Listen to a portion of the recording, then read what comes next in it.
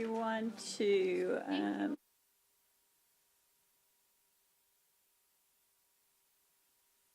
your cell phones if they are on, and if I could get Pastor Joel Garza with the Bridge Church is going to do our invocation. If you will continue standing for the pledges as well. Thank you.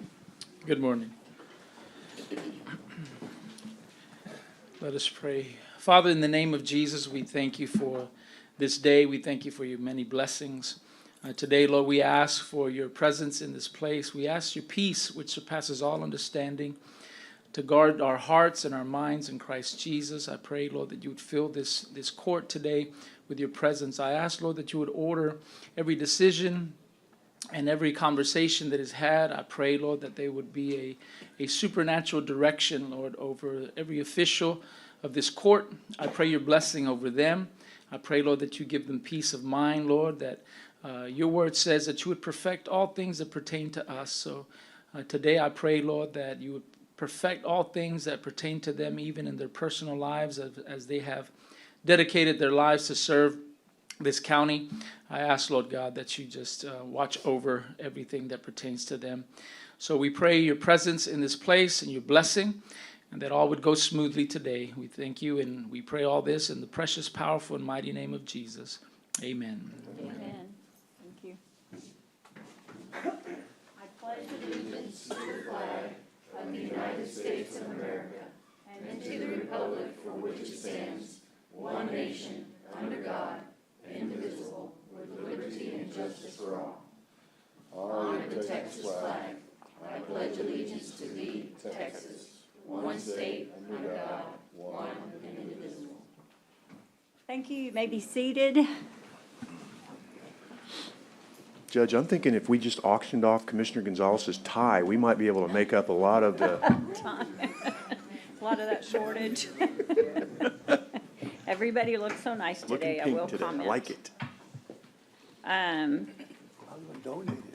It is Wednesday, October the 2nd, not 7th, sorry. And, sorry, I'm kind of jumping ahead. We have all commissioners present. It is 9:05. We are at 901 Leopard Street in the Nueces County Courtroom, and I certify that a quorum is present, and I call this meeting to order. Moving on to item D, are there any announcements of disclosure of conflicts of interest? Any commissioner, if you don't announce now, if something comes up during the meeting, you can disclose at that time as well. There being none, I will move on to item E, adopt the following resolutions.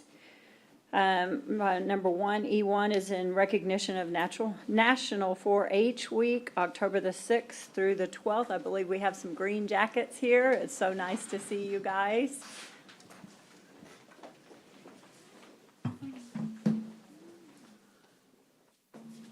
Awesome, it looks very good. And Ms. Payton is going to read this. Whereas the Nueces County Commissioners Court is proud to honor the Texas 4-H Youth Development Program of the Texas A&M AgriLife Extension Service for 116 years of providing experience-based education to youth throughout the Lone Star State. And whereas this admirable program, which seeks to provide a learning experience for all youth to lead their head, heart, hands, and health, helps young Texans to acquire knowledge, develop life skills, and form attitudes to enable them to become self-directed, productive, and contributing members to our society.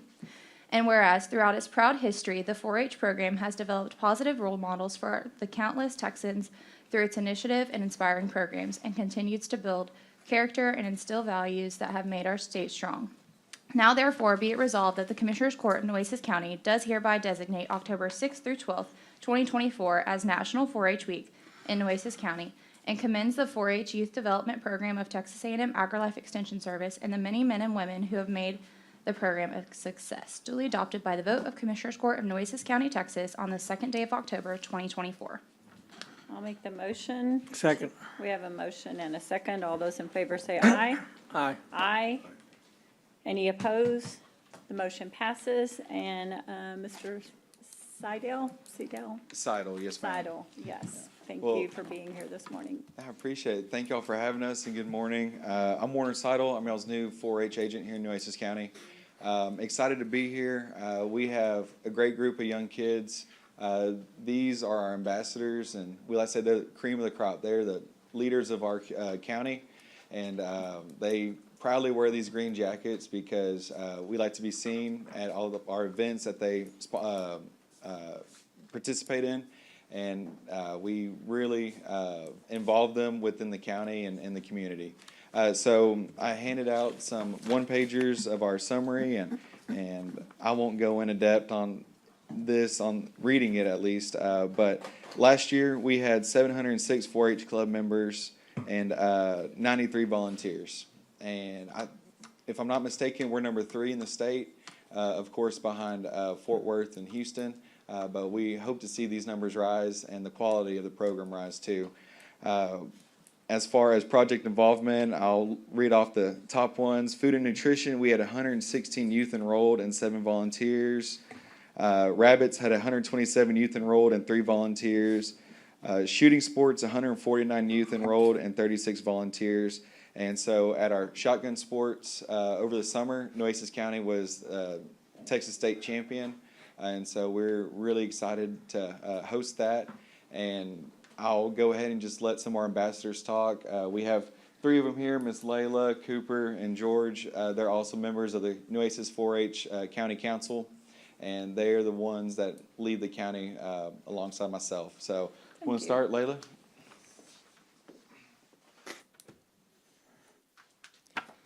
Good morning, Commissioners. My name is Layla Hagedorn, and I am honored to stand before you today as a representative of Nueces County 4-H.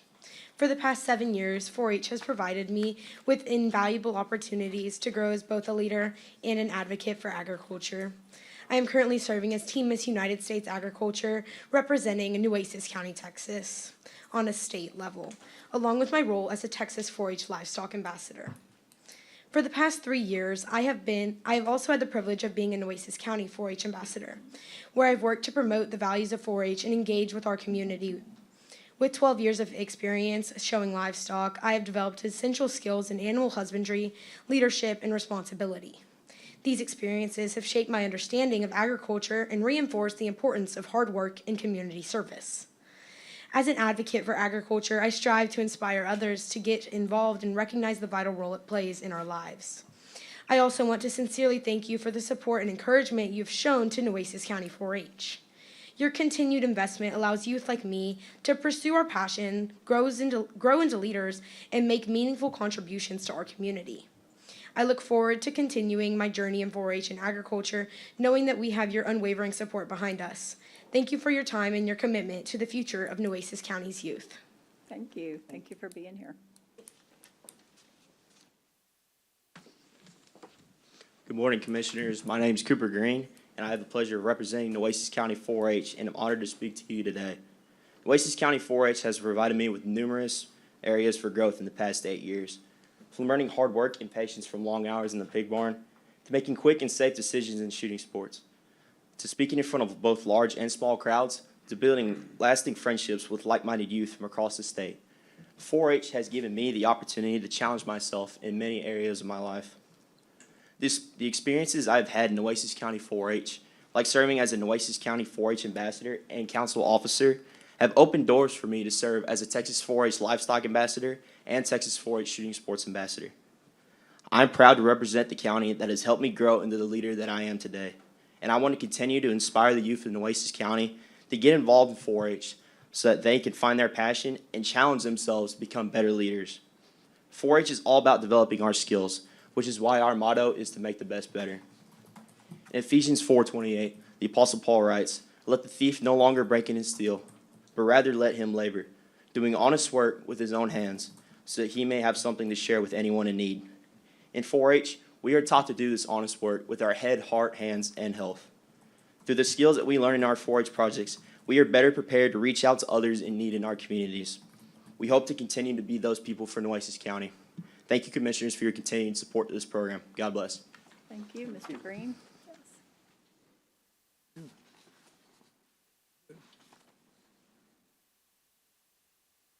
Hello. So my name is George Foskey. I'm proudly representing 4-H in Nueces County. And before I get to my speech, I'll tell you a little bit about myself. I am a junior at Santa Gertrudis High School, and I'm the second vice president on county council. Commissioners, good morning. I would like to take this time to tell you of how 4-H has impacted my life. For the moment I joined 4-H, the club has been more than just a club. It has been a transformation journey that has helped shape my character, skills, and my aspirations through life. Through 4-H, I've had opportunity to engage in diverse projects that have taught me invaluable life skills, whether it's raising livestock, participating in the community service projects, or developing leadership skills. Each experience has contributed to my personal growth. I've learned the importance of responsibility and hard work through caring for animals and managing projects from start to finish. These hands-on experiences have instilled me with strong work ethic and the sense of accountability. 4-H has also provided a platform for me to develop my leadership skills. By taking a role in officers, such as club officers, and project leaders, I have honed in my ability to organize, motivate, and lead others. These experiences have not only boosted my confidence, but also prepared me for the future challenges, both academically and professionally. Lastly, 4-H has fostered a community that belonging to me. I've had the privilege to work along the side of others who share similar values and interests, creating lasting friendships and supportive network. The sense of camaraderie and the teamwork within 4-H has taught me the value of collaboration and the importance of giving back to the community.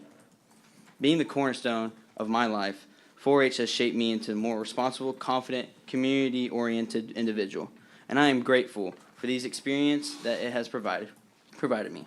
I am grateful for the opportunities it has, and I am excited to continue my journey through 4-H as I have 2 years left. Knowing that I will continue to be positively influenced by 4-H, my life in countless ways. For that, I can't thank 4-H enough. Thank you so much. Thank you. Thank you. And so part of my job is helping with public speaking, coaching public speaking, but as you can tell, they could probably teach me a thing or two. But these youth right here, they're going to be the ones that are going to be the leaders in our local communities, county, state, and nation. And so that's the point of 4-H, is to create these leaders, embody that into their character. And so we appreciate your support, Judge and Commissioners, and if there's anything we can do at the Extension Office, please let us know. And I think we've got some goodies for y'all too, so they look really good. It was hard not to eat them on the way up, but we appreciate it, and please give us a call if we can do anything. Thank you. Thank you all for being here. And yes, you are absolutely correct. These are the future leaders of our communities and state and country. Several of our members in here, several of our staff grew up through this and wore green jackets as well. And we are honored to have you today and to have you here today and to recognize you all. Thank you very much. Thank you. Thank you. Thank you. Great speech too, guys. Yeah. Can we get all the green jackets up here where we can do a speech, a picture too? Yes, sorry. I'm really off today on my worst. Wrong date, wrong thing. I'm having a day. Yes. Do we have that? Oh, first I have it. Yes.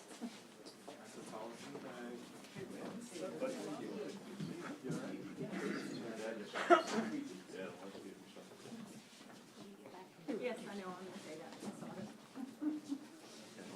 You have to remind me I'm having a.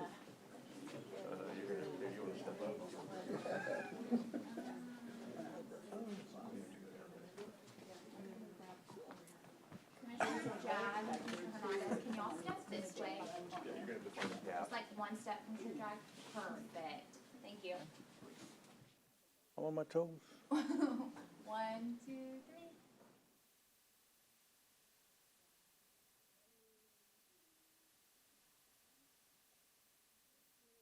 Thank you all. Thank you. Thank you all very much. Sorry. I think there's a couple going back there. Everything all right?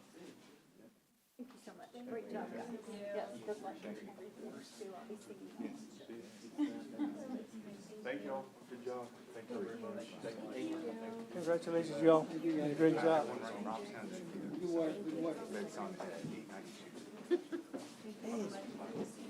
Thank you for the invites. Thank you, Ken. We all commented.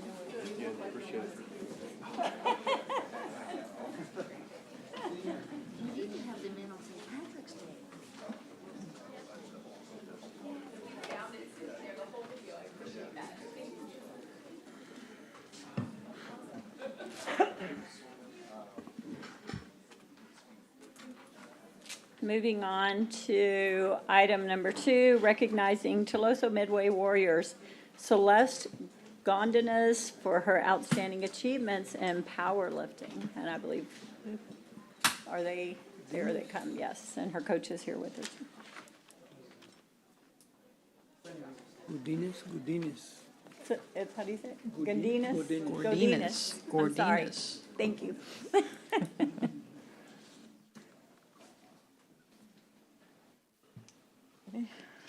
Ms. King's going to read this.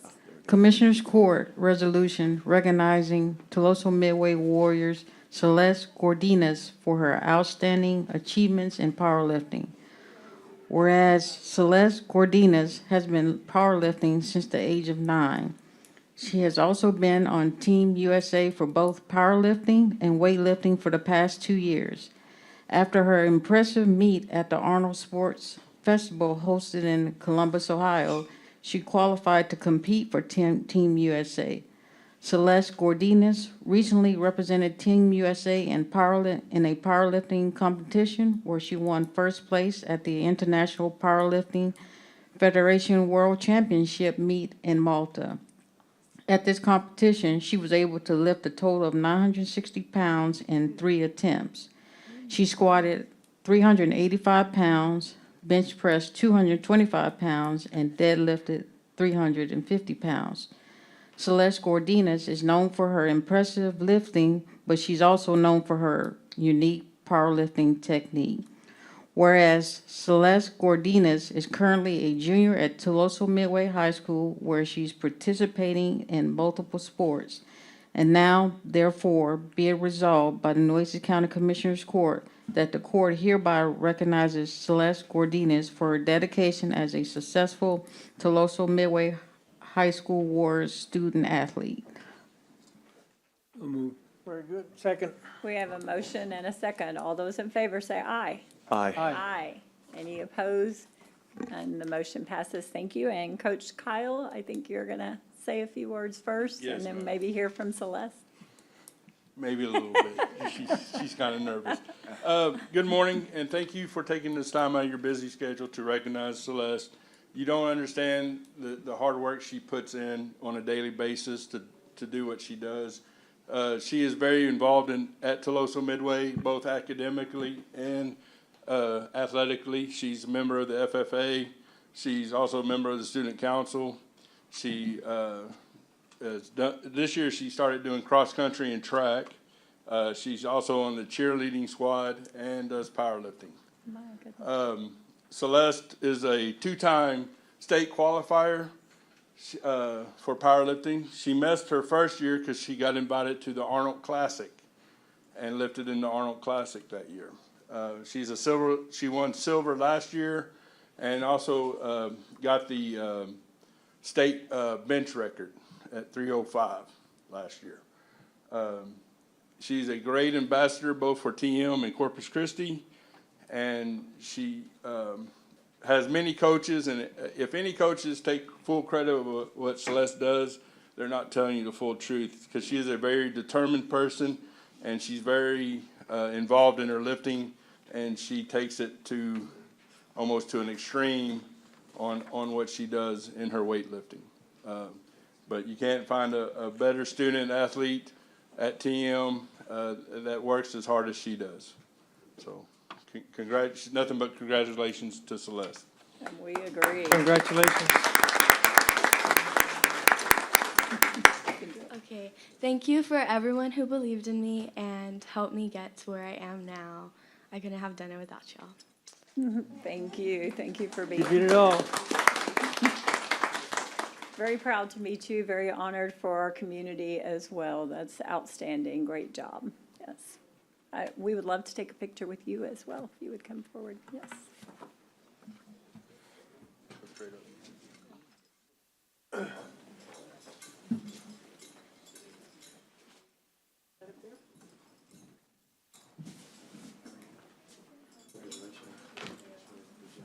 Celeste, congratulations. Coach, congratulations. Congratulations.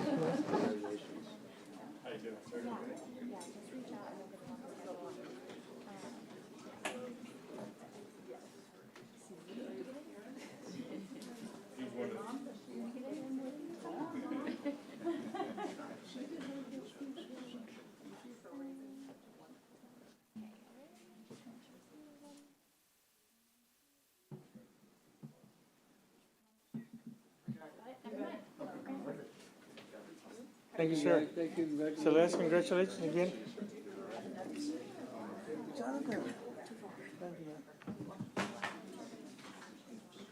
Congratulations. Keep up the good work. She said hello to everybody. Y'all take care. Thank you.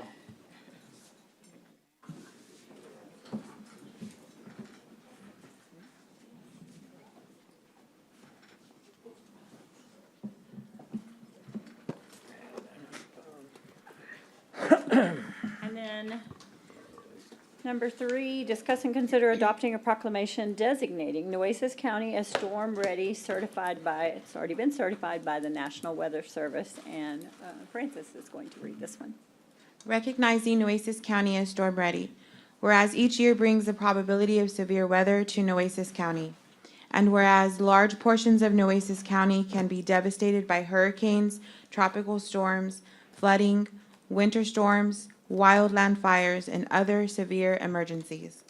And whereas the National Weather Service designed the Storm Ready program to reduce the potential of disastrous wealth-related complications and strengthens emergency response plans. And whereas Nueces County, through the work of its Office of Emergency Management, has met the National Weather Service requirements to be designated a storm-ready county. And whereas the Nueces County residents will be better prepared knowing they have the best possible chance of being warned before a weather disaster strikes. Now therefore be it resolved by the Commissioners Court of Nueces County that the Nueces County Judge and County Commissioners proclaim Nueces County storm ready. Duly adopted by vote of the Commissioners Court here at Nueces County on the 2nd day of October 2024. Thank you. I'll make the motion to pass. Second. We have a motion and a second. All those in favor say aye. Aye. Aye. Any opposed? The motion passes. Let me just state also, this is a certification. So we have held this for a while, and I believe Corey Motis, you're going to speak to us about this. We live on the coastline. This is very important to us in our community, so thank you for being here. Yeah, thank you for having us here. So I'm Corey Motis. I'm the warning coordination meteorologist at the National Weather Service office here. And so we have, Nueces County is actually the only coastal county along the coastal bend that is storm ready. And so we have different communities across the country. We have 1,600 counties across the entire country, but locally we're the only one. And what that basically means is that we're prepared, we work with them. So like we worked with Dee and Kathy nonstop. Any storms that are coming in, we're always talking, giving them briefings, trying to help them out and be prepared. So they have plans in place for any kind of disaster that might happen across the area, whether it be for tornadoes or hurricanes or winter weather, whatever it might be. So being storm ready is one of our goals, to get the entire communities ready across the entire coastal bend region that we cover. And so that includes the counties and the cities, and being the only county, it's certainly a shining light for the community locally, and we're trying to get other counties on board to follow the lead of Nueces County. And so that's a good start, and this is a renewal, so it lasts for about 4 years, and every 4 years we have to go through, verify the plans and the contacts and everything that we have, and we just finished that up earlier this year, and so it's been renewed, and we have a storm ready sign that'll be posted somewhere in the courthouse. And so thanks to all the hard work with Dee and Kathy and everyone in the county and the emergency management side getting that ready. Thank you. So, Thank you for working with our staff. And kudos to our staff as well for getting that done too. So we're honored and we'll be happy to post that sign, plaque, whatever it is in there. Someone wants to speak, I'm sorry. I was pointing to the sign or plaque. Oh, right there. I was like, I thought you were telling me somebody wants to speak. I didn't see anybody's hands, so. But no, we're very honored and we appreciate your work with our teams and we appreciate the work of our team working with you to get us ready. We hope that everyone follows suit because this is so vitally important to those communities that are on the coastlines and everything. So thank you. Thank you very much. Judge, I We just could wanted, take a photo yeah, I as just well wanted to when we get reiterate, through. having sat Yeah. through some of that in the recent storm, and it's really it's really a little disheartening, honestly, to hear that we're the only county that's storm ready. And I don't think we ought to blow through that, and I don't mean that as a pun, obviously, with all the folks that are going through this in Georgia and Florida and those areas. I mean, certainly, our prayers are with them right now, but this certainly, I think, is a big deal. This is not something that, we take lightly around here. And I don't know that you ever feel like you're ready for a storm. And so storm ready may be a little bit of I don't know. Oxymoron. Yeah, an oxymoron. That's the word I was looking for. Thank you, Judge. I had a little brain fart there. But this is great to hear that we've gone through this, and we really appreciate your working with us. And Dee and her staff do a great job and getting that ready. And being the only county, again, I may say that 6 more times. And it's kind of ridiculous that some of our neighbors, and if there's anything we can do to reach out to help you with that, I would, please let us know. Because representing, and we all represent the coast, but I mean, I represent the coast specifically, and I mean, it's super important to my precinct, and I know for the entire county. So yeah, if there's anything we can do to get all these other folks on board, let us know, because through this kind of training, and this just isn't something we ought to gloss over. It's a big deal. So thank you to the emergency management staff. Judge, I know you're involved with that as the emergency management director. But this is a big deal, and we need to do more training. And I don't think we ought to wait every 4 years. If we need to do it every year, and if you want to bring something into the court to have some, little workshop for us, that'd be helpful. And I know I would really appreciate it. So thank you very much for this today. Thank you. Can we get you to come do a photo with the sign as well with us? So, yes.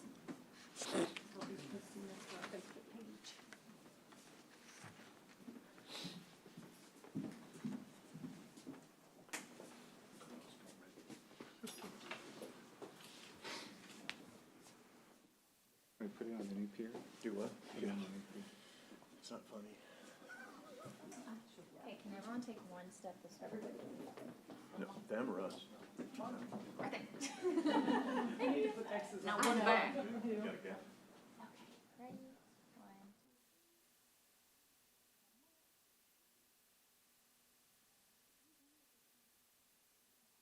One. Thank you. Thank you very much. Thanks for being here as well. Yes, appreciate it very much. Yes, great job, ladies. Yes.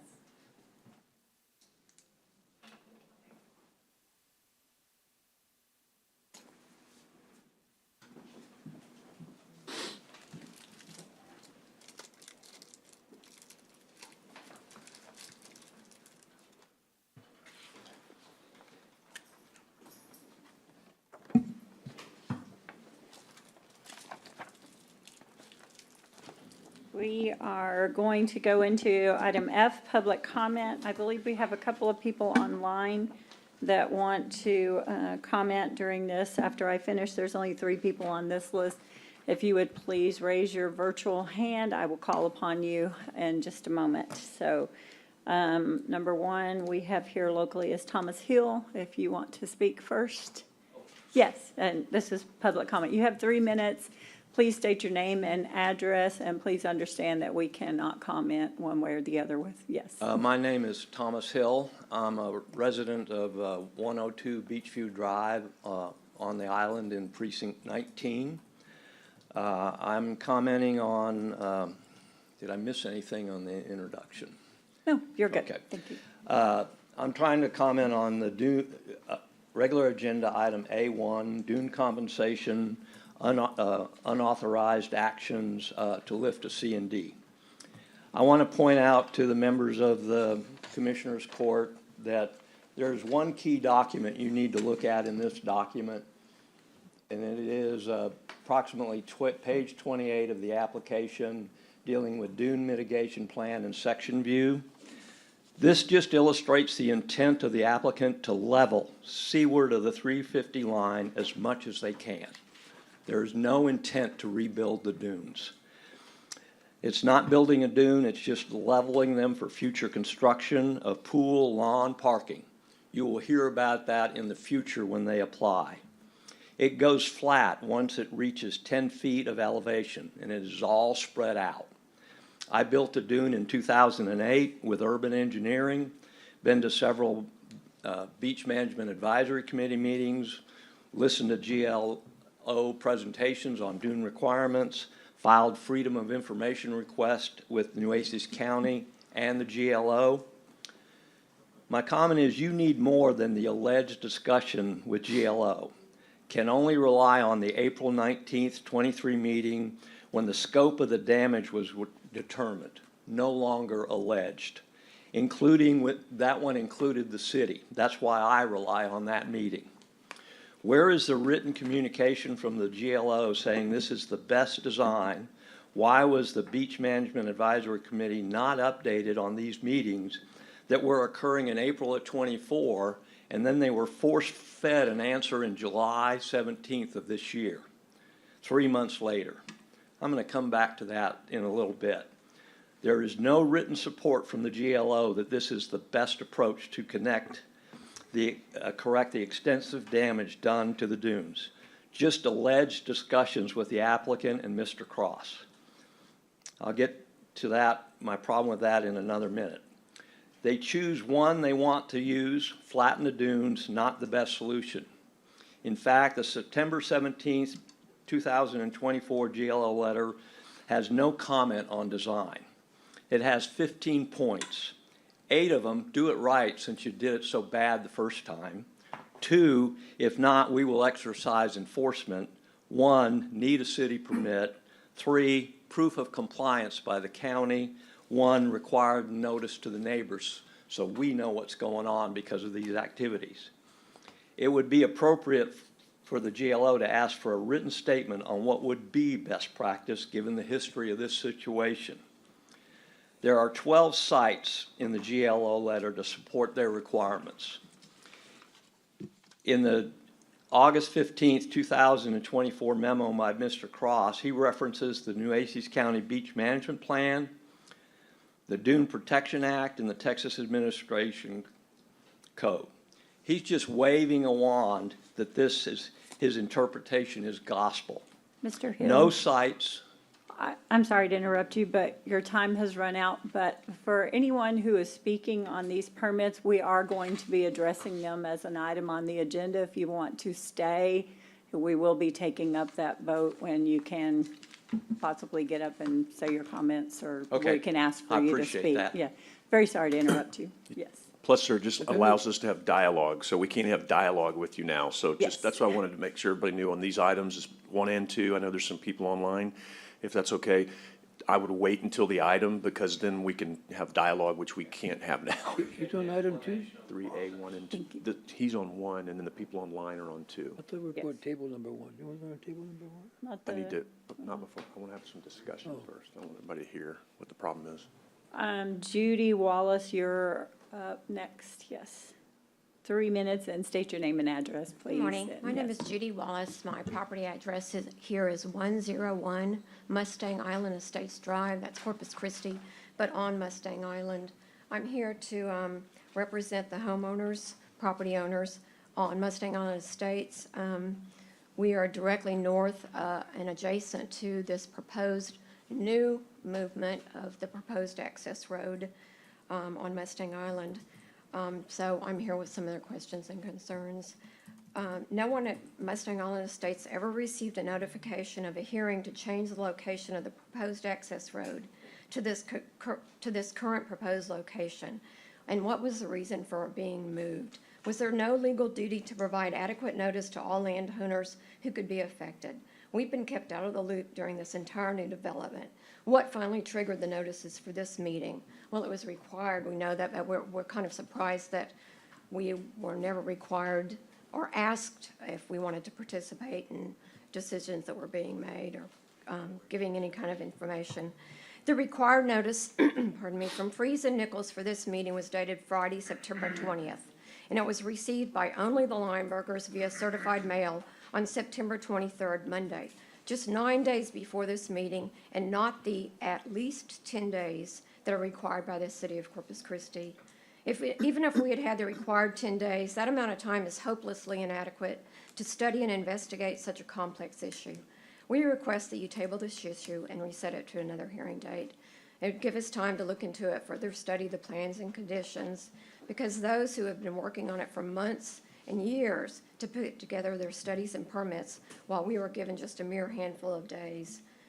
One of our main concerns is the proximity of this road to our properties. The northern boundary appears to be only about 10 feet from our southern boundary lines, where we have high flat dunes that have taken eons to form.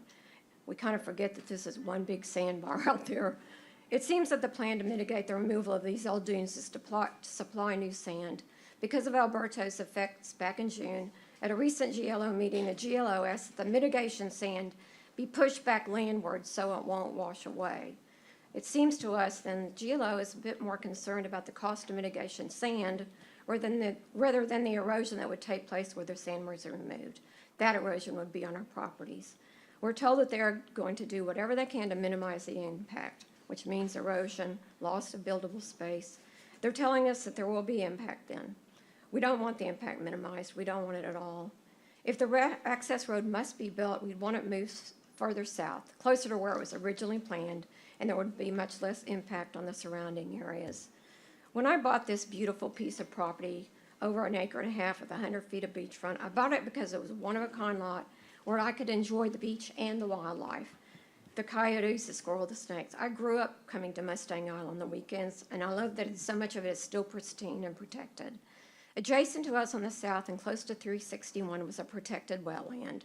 Now that that designation no longer applies, some have decided it's the perfect place to pave over, raise up a 12-foot high access Ms. road, bring in Wallace. traffic, exhaust, and noise. Your time has run out Okay. as well. I'm sorry. Thank I you. gave him a little bit more time, so I gave you more time too, but the time has run out. Yes. Ron Wolf, Are you gonna give me more time too? I'll give you as much as I gave them. I'll just be, try to be quick. My name is Ronald Wolf. I live at 105 Beachview Drive on Mustang Island. I'm the Secretary and Treasurer of the Beachview Estates Homeowners Association. I'm also a resident, obviously. The HOA did send a letter to you guys over the weekend via email, and I had copies of that handed out. Just a few comments. Personally, I grew up in Austin. My wife and I, and we came down here to the beach, to Corpus, Port Aransas our entire lives. We bought our land and built our house in 2007 as our retirement home, and we live here full-time. Beachview Estates, if you get on Mustang Island and you drive towards Port A, it's exactly halfway down, 9 miles down. Perfect location. The access roads are way over here. It's just a cul-de-sac with 28 lots. 4 of them are oceanfront. Mine is the one on the right side that's oceanfront, right next to this parcel that we're talking about. One of the things we loved about the property was obviously the ocean view. The dunes right behind our house are 22 feet tall. They're the highest on the island. Right next to us on this parcel, they drop off very low. And the parcel next to us is vacant, and then there's the Episcopal Retreat right next to that. So we've loved looking at this 11.8 acres of wetlands, beautiful birds and wildlife, beautiful vegetation and so forth. We have really loved it. That land was owned by the Rochelle Foundation for many years. It then sold to the current owners. Since that time, twice, bulldozers have shown up and started pushing dirt around. The first time it happened, I went over and talked to the driver. He showed me a plan of a Rochelle Foundation thing that was never permitted. That got stopped. They went away. Then they showed up the last time, and they stayed for 2 weeks. They brought in dozens and dozens of dump trucks of sand, and they just leveled the entire thing. My house is at the 350-foot setback. They went beyond my house towards the ocean, They were shut down and told to stop, and here we are today. So the Beach Management Committee has recommended, they don't like this mitigation plan. They prefer that they restore it back to what it looked like before. This mitigation is all seaward of the 350-foot setback. The result is it's been leveled, which I have no doubt is the intent. Ask for forgiveness. I can tell you that during Harvey, when the water came up from the bay, my house, our entire subdivision was protected.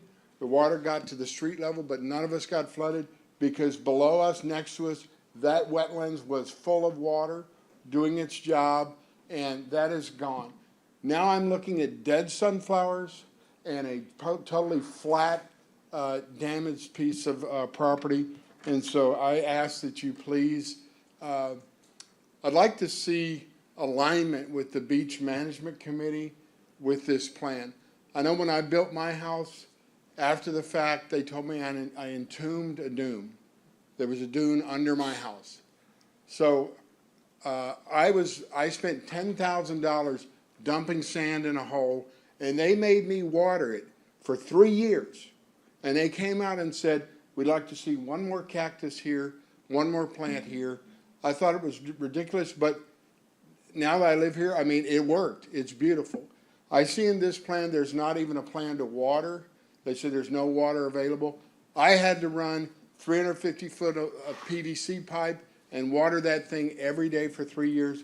I'd like to see that in there as well. Thank you. Thank you. Tamira Lineberger online, if you wish to speak next.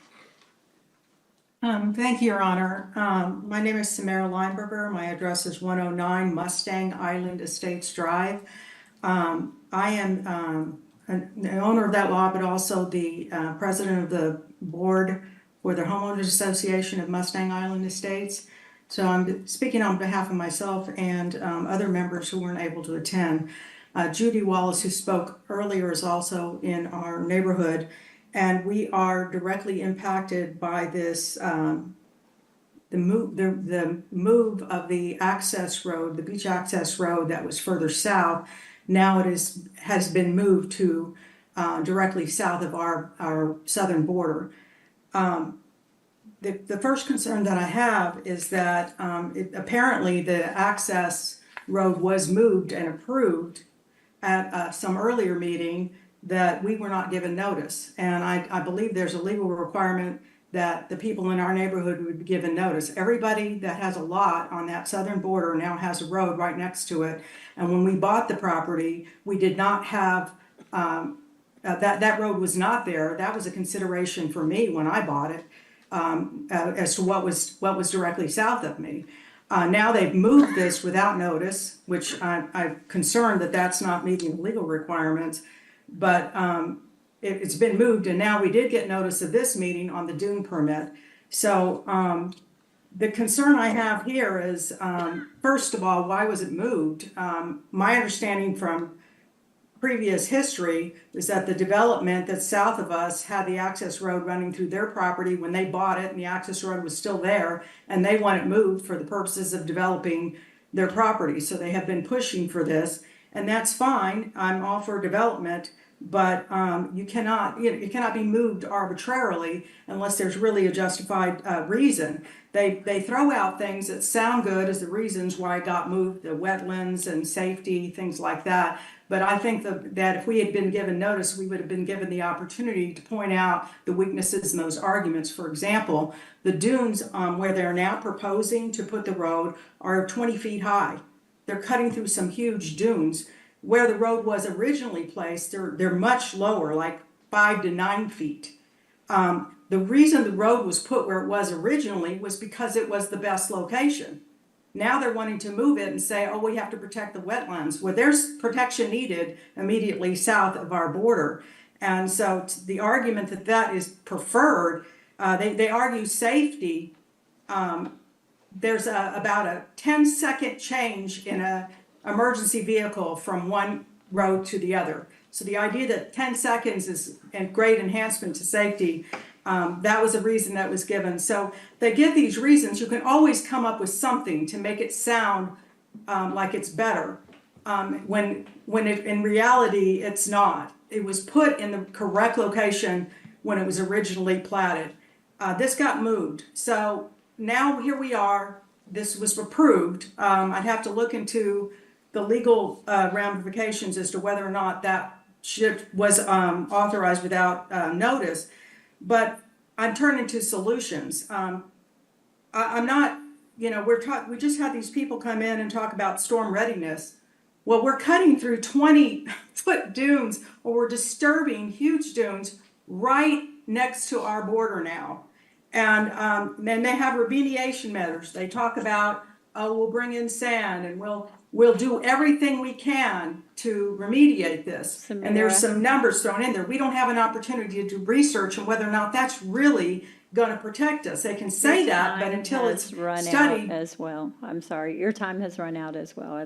I let everyone go over, but I appreciate it, and we are going to bring this up in the meeting in just a minute, so further on. Thank you. Okay, thank you. Jeff Lineberger.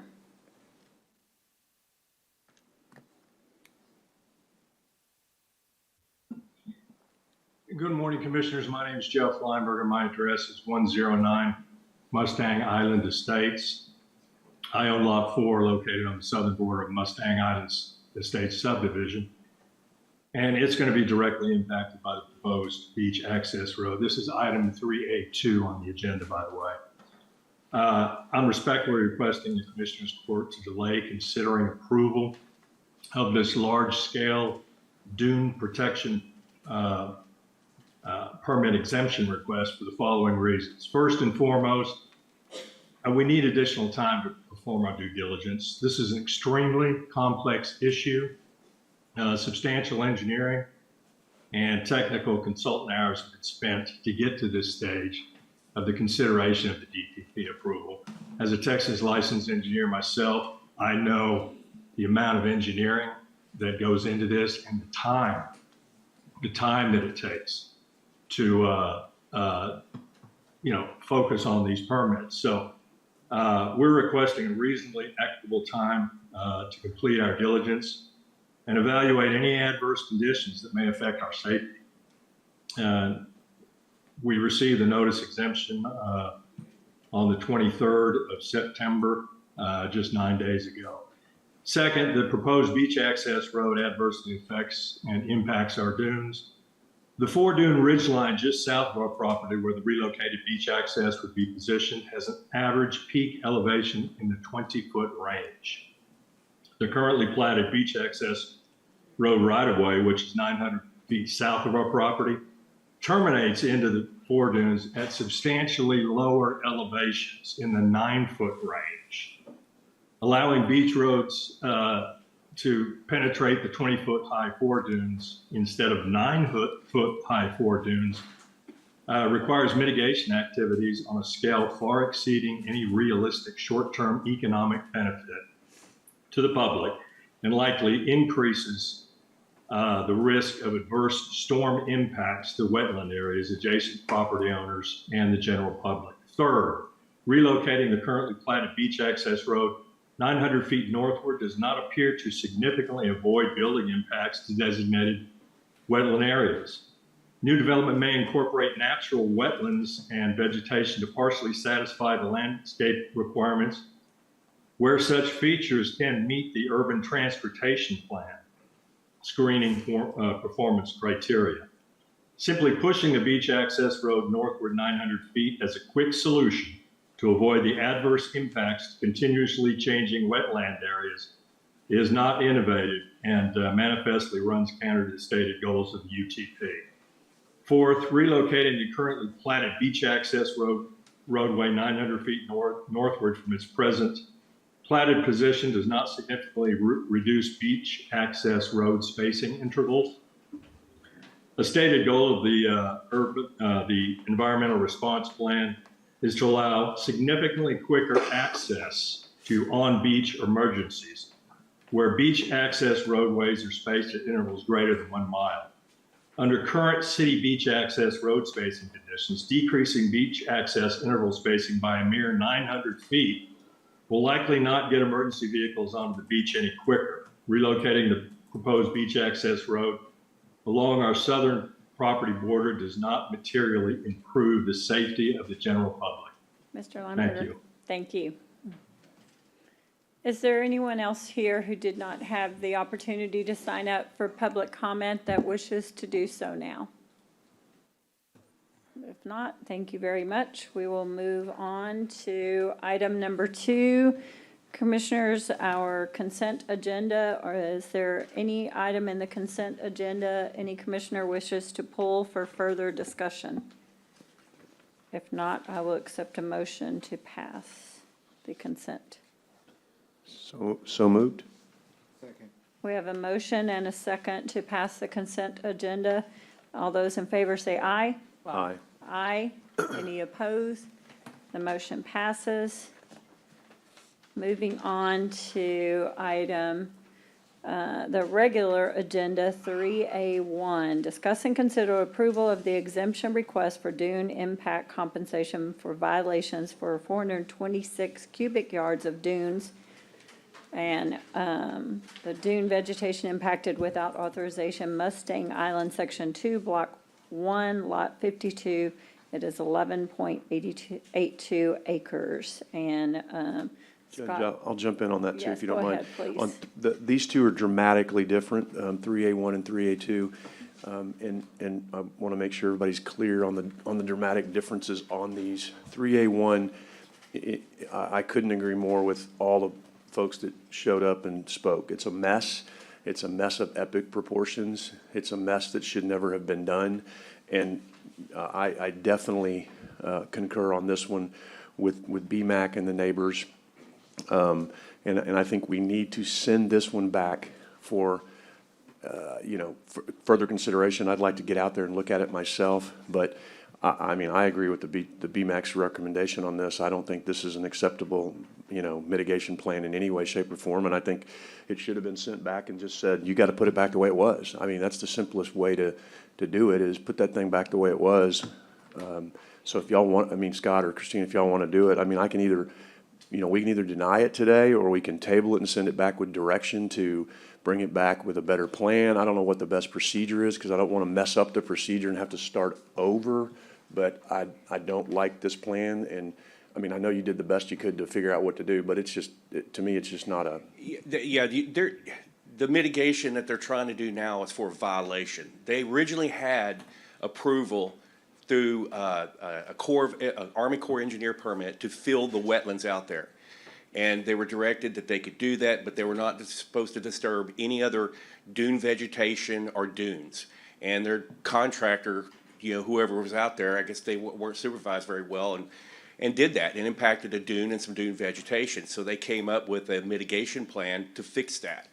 And we met with the GLO and the city, Christine and I did, and part of that mitigation plan was to go restore that in a swell, that's a void area in between two dunes inside the 350. It is allowed, they could do that. And so that's what we brought before y'all or was gonna bring before y'all today to get approved. But the reason why I recommended tabling is the address that was sent out for the property itself was incorrect. And the applicant contacted me and I said, well, let's do it by the book. Because as far as us, Christine and myself having an opinion one way or the other about any of these, we don't. We just want to make sure they follow protocol. After that, it's all objective. It's not subjective. So we can go back to them, the applicant and their engineer, and say, hey, let's find a better way to do this mitigation somewhere else. The only thing that will happen if they do the mitigation for the violation in the approximate area where the violation took place, then once they do that, they can never touch that mitigation site again. So if they ever want to develop the property, and they do, I don't know what that looks like, then they'll have to avoid that mitigation area in perpetuity. Right. So I like I said, procedurally, I guess is what I'm asking, because I don't support this plan. So procedurally, what's the best way to push it back to whoever I need to push it back to, where BMAC can be back involved and the neighborhood can be back involved, and so Indefinitely? table it, or just For you to bring it back whenever you're ready? Because we're gonna have to take a new mitigation plan back to BMAC and get their recommendation. Remember, they're advisory only. Right. Get their recommendation, and then get back with the GLO and the city and say, okay, we're amending the mitigation plan. And so I would table it indefinitely for right now because I don't know that I'd be ready by October the 16th. Well, if you table indefinitely, that kills it. So we need to Okay. table it to, I mean, in other words, to All you have solve to the do is bring it concerns back. of the BMAC and the neighborhood, the table doesn't hurt them. It allows us to go back, or allows Correct. y'all to go back and come up with a mitigation plan that maybe people, and I think they just need to understand too, that sit down with them and explain how this process works and know how much we can and can't do legally, because they just need to be involved in this and so that they can understand it and hear it.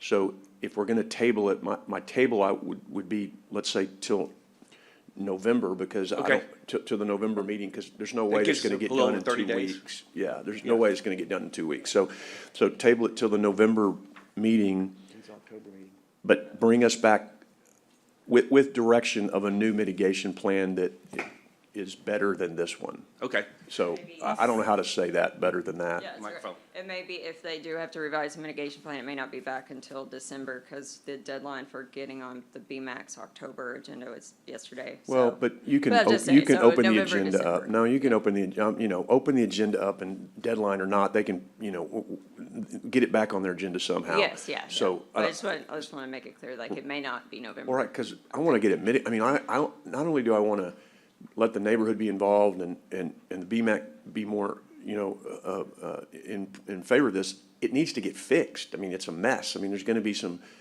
problems that are going to occur, especially as we, head into rainy season and things of that nature. And so I don't want it to linger forever. So figure out how to please get it back on the BMAX agenda. And if they need to have a special meeting, I'm sure Cliff will be happy to do that. But I want the BMAX signing off on this as best they can. I want the neighbors involved. So I would make a motion then. But I wanted everybody to be heard. I didn't want to just table it Right. without everybody being heard, because they came all the way down here. Just like, we may or may not do that on the next one for different reasons, but I want everybody to be heard before we do it, I would like to make a motion to table to our November meeting. November 13th. And November 13th meeting, and if it's not resolved, then we can push it again, but I at least want to get some timeline and deadline so we can look at it. Yeah, I will say the reason the plan came from the call with the GLO is that where they're placing it reinforces that front line dune. So given it, your most beachfront dune, some reinforcement. So the discussions that went into, putting it there versus somewhere else was about how to make the dune system the most resilient. So, but Right. totally understand viewpoint, and was definitely discussed. Well, it and would some of be the back mess that they've way. made, some of the mess that they've made may not be able to be fixed, is what I'm hearing you kind of say, because they had Yeah. a Corps of Engineer permit, Yeah. which, Yeah. Commissioner, a and that's, lot of the all things. we can do is all we can do. And I Yes, just sir. want the neighbors to hear, hold on. I just want all the neighbors to hear that too, because if it's a Corps of Engineer permit, I got no authority on any of that, right? So all we can do is fix what we can fix. So I don't want to set the expectations too high for these nice people who have shown up, because I don't have any say over a Corps of Engineer permit. That's going to be somebody else's deal. But if the BMAC doesn't like it, that concerns me, because advisory or not, I take great heed in what the BMAC says. So that means to me, they don't like our plan for what we can fix. And I just want to have them at least have the opportunity to sign off on this at some point. Okay, there are some things that happened with this property that were way before the county ever got involved with it. And so, and I'm not even real familiar with some of that history. I've heard some of these people speak about it when Ed Rochelle Foundation owned it and stuff, and I'm like, I'm just looking at what's right in front of me. What are we vetting right in front of me? I don't deal with any kind of history, just like the next one coming up the road. I don't know any of that history. Right, and some of it's just, communication, and like I said, these are reasonable people, and just let them all be involved in the process and be in the room and hear it. And I'm gonna drive out there and look at it myself again, because I haven't been out there in a while. I've been out there, but I haven't gone to that specific site in a while. So, We have I a will do that as well. motion to table to the November meeting. Are you seconding, Commissioner Gonzalez? All those in favor say aye. Aye. Aye. Any opposed? The motion passes. Moving on to item 2, 3A2, regular agenda, discuss and consider approval of a large-scale request and exemption request for dune protection permit for construction of the new beach access road. Jeff just went to the restroom. He'll be right back. But anyhow, on this one here, Bad timing. again, we followed all the protocols. We sat down, it went through BMAC. Me and Christine had an additional follow-up meeting with city staff and developmental services, the GLO. We worked hard on a mitigation plan and compensation plan that would work for this project. And so it followed all the protocols. I understand that there was some people out there who didn't feel like they got enough advance notice. I have no issue with tabling this so people have time to digest it at all, you know. But I just want everybody to know we followed the proper procedures. And as far as an opinion on an access road, or we don't have one. We just look at what's in front of us and review it objectively. Well, and I think that's the key, is the same thing. We may or may not do that, but there have been some allegations made, and I want the other side of the story to be had. I got these emails that said procedures weren't followed, and I'm not hearing that's the case from the other side of the story, so I at least want to hear that. I'm not saying that we may still not table it, but, and I need Jeff to be in the room, so I need, I don't know why I had to go to the bathroom. I guess you gotta go. So I may want to push this back till he comes back, because I definitely want to hear the city's perspective on this. Because if I'm not, and remind me, isn't this an access road it's a county access road right away, or what is it? It was a county easement, and now it's been handed to the city, so now it's the city's easement. But right away. the easement was, well, that's what I need Jeff to be here. Well, when it was on the other end. I need Jeff to be here, Judge, so can we wait till he gets here, because I've got questions. We'll come back to this item. I know the Linebergers online are wanting to speak as well, but we will come back and let them hear whatever in case you Yeah, table or whatever. I need the city, because I need to get the historical on this, because I think there's some sort of easement access that was intended to be a road at some point. Okay, And we will come back to it. but I don't want to Let's misstate move that. on I think it was a to- road, okay, he's here. Oh, he's here. I figured if I Go stalled ahead. long enough. Yes. So Jeff, in this, I'm sorry, state your name and who you are for the record, so everybody knows. My name is Jeff Edmonds, and my title is Director of Engineering Services with the city. And what we do at Engineering Services, we're like the program management office for delivering the city's capital improvements projects, of which this is one. And so our job is basically to just get this project built. And give the history on this easement, and wasn't it intended to be isn't a road easement to begin with?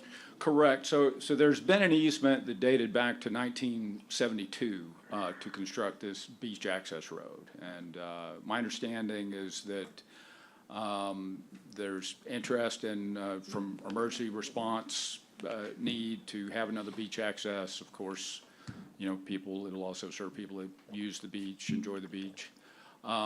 This has been a project that was added to the city's bond program in 2020.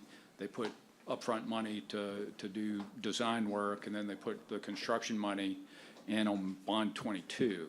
Now, we started having a lot of interaction with the developer that owns the property where this would be located, and he wanted to shift the alignment. This easement that existed since '72, it stayed in the name of the county, because typically when the city annexes any developed street, is turned back over to the city to maintain. Since this street had not been developed, that remained within title to the county. So we reached an agreement with the county 2 years ago that would release that easement, provided that the city build the beach access road within 1,000 feet of the former alignment. Right, and I think that's really important to note. This has been an easement for all these property owners, and again, I'm not adverse to a short delay on this potentially, but I'm just telling you, I am adverse to this not being, if anybody thinks they're gonna stop this from being a road, we have to have a beach access road. We have to have this for emergency vehicles. Our beach and traffic has increased. This has been an access road, and there is no way, when these properties were bought, that if title searches were done correctly, that access road didn't show up. So this has been an access road, and it has been a potential road on this property since, what did you just say, 1972. 72. So But, and then what I said earlier was, can you address, they're saying they didn't get proper notice. Scott said all the proper procedures were followed. To your knowledge, were the procedures followed as far as notification and things of that nature? Because I don't like processes not being followed, but they say they weren't, and Scott says they were. Do you have a take on that? Because I assume y'all are involved in that, because I certainly wasn't. My understanding is that the certified mailing has to go out 10 days prior to it appearing on the Commissioner's Court agenda. I'm not aware of another notification like you would have with a rezoning or something like that for shifting that alignment. But from my perspective, we've attempted to follow all of the process and get all of the requisite approvals for this. Right. So at the end of the day, if there's a legitimate need to delay, to go sit down and talk to everybody, but you said you've talked to the Lineburgers, is that right, Mr. Edmonds, or have you not? I have contacted a couple of these property owners, Ms. Wallace and Mr. Lineberger I've had contact with. Okay, I'm, unless you tell me there's some real reason that we can't delay it for a couple of weeks that's gonna hurt the project or something like that, but if the delay is to try to move the road, I want to be super transparent, I do not support that. If the delay is to try to make the road better, so that, and if there's a way to do that that doesn't hurt the dunes, or the mitigation's not proper, even though I know that y'all say that's all been done, that's okay. But this is a beach access road that has been an access road undeveloped since the 70s. It's needed. We need a beach access road, and so I will happily support a short delay to make it better, but not to kill it. We would not oppose that. We want to do it correctly. We want to make sure any legitimate concerns are addressed in the design. So, yeah, I'd be interested if there's any comments they'd like to add. We can. Okay, because I get it. No one wants a road through their property, but that's been a potential road through that property since the 70s. And it's just now coming to pass because the city, when they annexed it, it didn't get transferred over properly when it should have, like you just explained. And so administratively, whenever that got transferred over in, when was it, 2020 or something? Because it's been your road for a long time. It's not been our road for a long time. I think, was it part of the 80 annexation? I'm not sure. No, I'm saying, but when did A couple of years ago when you said 2022 or it, 20 yeah, or- y'all annexed. Oh, the transfer, yes, that Yes. was 2 years ago, that agreement Right, to because- transfer that. Okay, so I will make a motion to table to the October, sorry, 23rd? no. October, the next October is 23rd, right? The 16th. 16th? I'll make a motion to table this to October 16th with direction to make sure that the process was done right, to make sure that the adjacent landowners have every opportunity to make this as good as it can be. But again, I'm not going to try to I'm not going to say anything other than that, because I support this being a beach access road, but if it needs to be better, okay, fine. That's my motion to table. I'll second that motion to table. All those in favor say aye. Aye. Aye. Aye. Any opposed? The motion passes. And the Lineburgers, you can put your hands down. I'm sure someone will be getting in contact with you, or you can reach out to talk to Yeah, them. in Since fact- it's been tabled. And I apologize, with direction also that there immediately be a meeting set up with these homeowners and the city, because you're running the show on this, it's your road. All we're doing now is, approving whatever we need to approve. But before you leave, she's here, so please get a meeting set up immediately with them and go through this thing step by step, Jeff, so that if there's anything they can do to make it better, help the dunes, protect the dunes, whatever it is, I want to be able to do that. So please don't leave without getting a meeting set up. Sure, if you we'll don't mind. absolutely do that, and we want to do all of those things as well. I appreciate it. Thank you. Moving on to item number 3, discuss and consider rescinding the court action regarding outside entity Nueces County Drainage District Number 2, wishing to continue participation in the Nueces County Employee Self-Funded Group Health Program for the year 24-25. And Commissioner Modas, you added this. Yes, Judge. This has been an item that we've had for discussion for quite some time. The amount of time that was given was just really a quick turnaround for the drainage district to be able to seek out their own insurance. I have had discussions with them, and they understand that this is for 1 year only, that I will not be requesting or asking for any additions, and that gives them plenty of time to be able to go out and seek their own coverage. As a reminder to the community, they do pay their full amount into the plan. The question is, of course, this liability. Yes. That's the big sticking point, obviously, but Open up to everybody. they do pay for everything, so it's not like the taxpayers are covering that. But the liability issue is what opens this up, so that is to the- obviously a concern for me and for everyone. But I feel that if we continue for 1 more year, then this gives them plenty of time to be able to go out. Let me clarify, I know it states, they said they did not receive the notice. Let me also very much clarify, we were given the wrong email address for them, so no, they did not receive this notice. It was sent to a different email address, it was incorrect, so they absolutely did not get the notice when everybody else did when we sent it out. Can we give them 90 days or something? Well- 1 year is a long time for liability. So, Judge, this is the one where we discussed at the last meeting that, and Jenny confirmed that we could give them notice that day. We directed staff to give them notice and to stop this, that was last week, I get it, but we directed staff last week to give them notice and to stop signing them up based on our council's advice. My understanding is there's what, about 20 people that we insure, that we are exposed, plus their families. So by my calculations, if we leave them on, then we're exposing this county over the next year to a minimum of $9 million of exposure. That's if every one of them gets sick. And their families.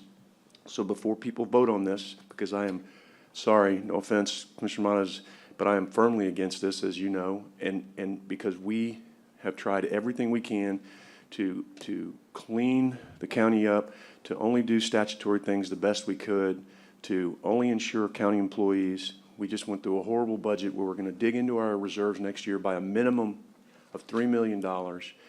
And I understand the spot this puts them in, but because we have to cover their stop loss at $475,000 a person, there's 20 employees plus their families, so $9 million is light. And I'm not saying everybody's going to get sick and everybody's going to do it, but that's what this court needs to understand. What we're talking about doing today is 20 plus their families. It could be anywhere from $9 to $20 million, because if they get sick or something happens and they're not county employees and we're self-insured on that stop loss. So I'm sorry, I mean, again, if I get outvoted, I get outvoted, but I cannot put county employees' reserves, our reserves at risk, because if we get popped with some of this, it's coming out of our reserves. And there is no question about it. If only one of them happens, if only one person, that's $475,000 that we're responsible for. And that's if there's only one. So, and there may be zero. It's a roll of the dice, and I'm sorry, I'm just not willing to roll the dice, so I can't support this. Any other comments? I understand the commissioner's concerns, and I feel that, we, as a court and previous courts, have made decisions to include this group. That's not that this happened overnight. That's been ongoing for years now through several different administrations, and it has been either a priority or has been supported. And so I get that we're trying to cut all that we can. Every employee that we have is potential liability, and so I get the concern that is there. I think that just asking for more time is the right thing to do with our partners that have been a part of our plan and our program for so many years. I have stated before that when you look at insurance, yes, you take on liability anytime you increase your number, and you're right, it could happen for one. It can happen, you can have an employee pool of 10 people and it only happens to one, and that can get you in trouble. But when you go out and bid out for insurance and you have more people participating in the insurance plan, it is better for the collective, because then you're bringing down the rates for those who are participating, and the county does put in a portion which covers the employees. And so that is That's the biggest concern when I say, look at what we have, which is a partnership that's been in existence for many years now. And that's what we have committed to. So I think that the turnaround, and understand that, there was a miscommunication in getting the information to them. They didn't know. And then it kind of came up, and then they were quickly scrambling, trying to find something. So I don't even know, I heard Commissioner Gonzalez mention maybe 90 days. I don't know what is legal. I don't know what is allowed. I look to our county attorney and or HR or any of our insurance reps to better describe if that is an option there. Just want something reasonable, something formal, so that that this group, they're basically, because of our decision, and I understood that we were going to allow this group to stay on for one more year. I know that that was part of the discussion.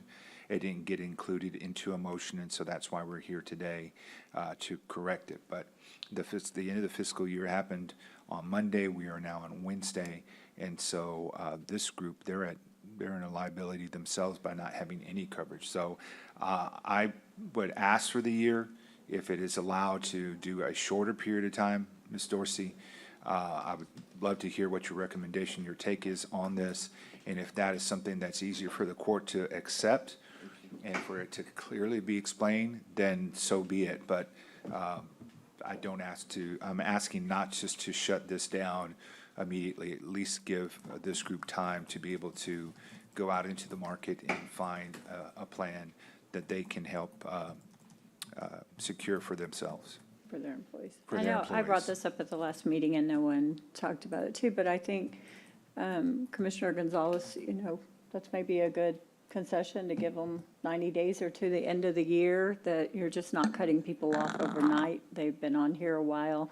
I do have the last 5 years of their premiums of what they paid and the claims, and that, my only concern here in looking at this, I'm not sure this covers their prescription claims, which that would be over. So I believe I would be more inclined to go with Commissioner Gonzalez's suggestion on the 3 months, the 90 days.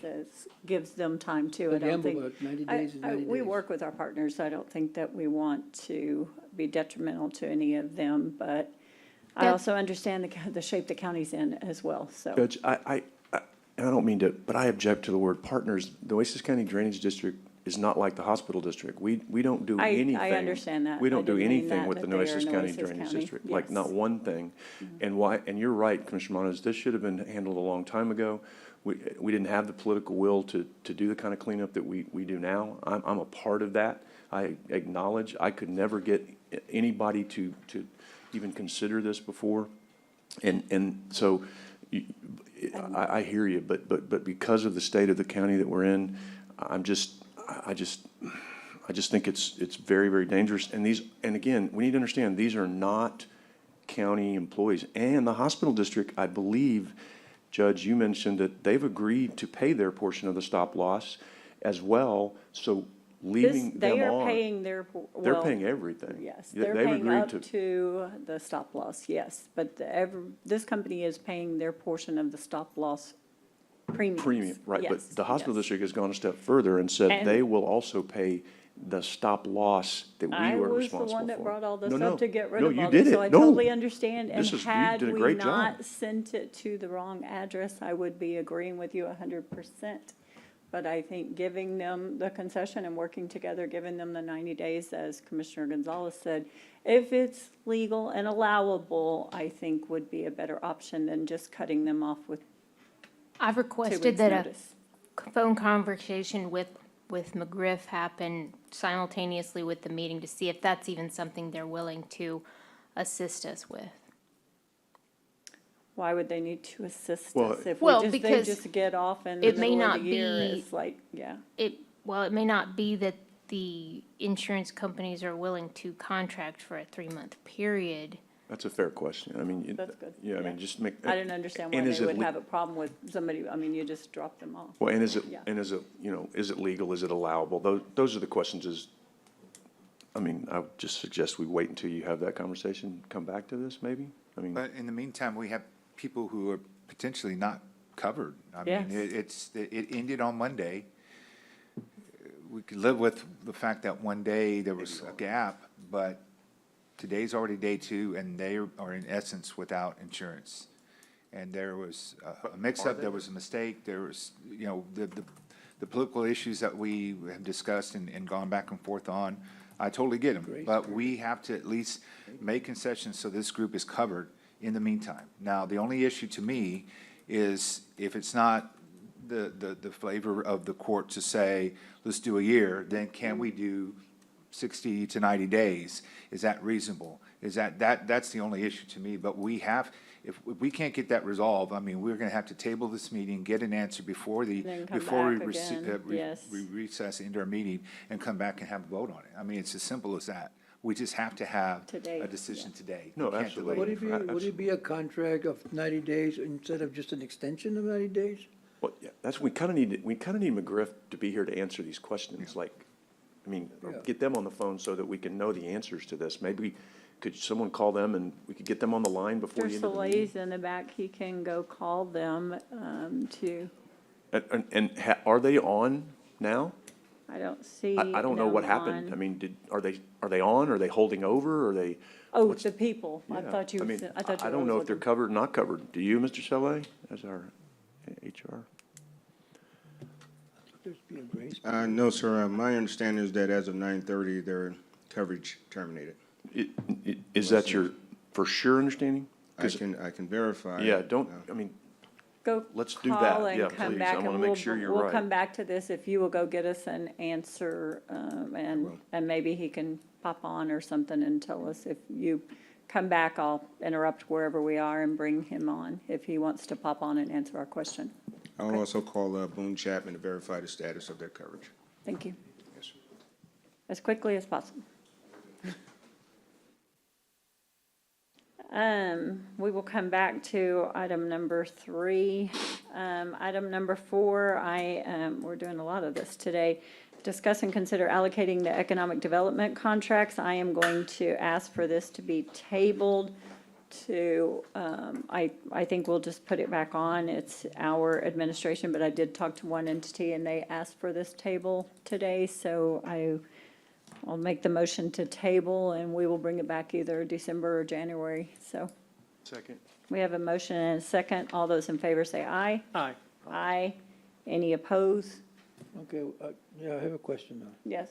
We table this, what's there still remains the same amount? Yeah, nothing's Okay, being yeah, I'm spent. just saying, Everything, but- and we've already but- allocated some money in our budget to some Okay. of these, but everything's tabled till we bring it back and talk about it some more.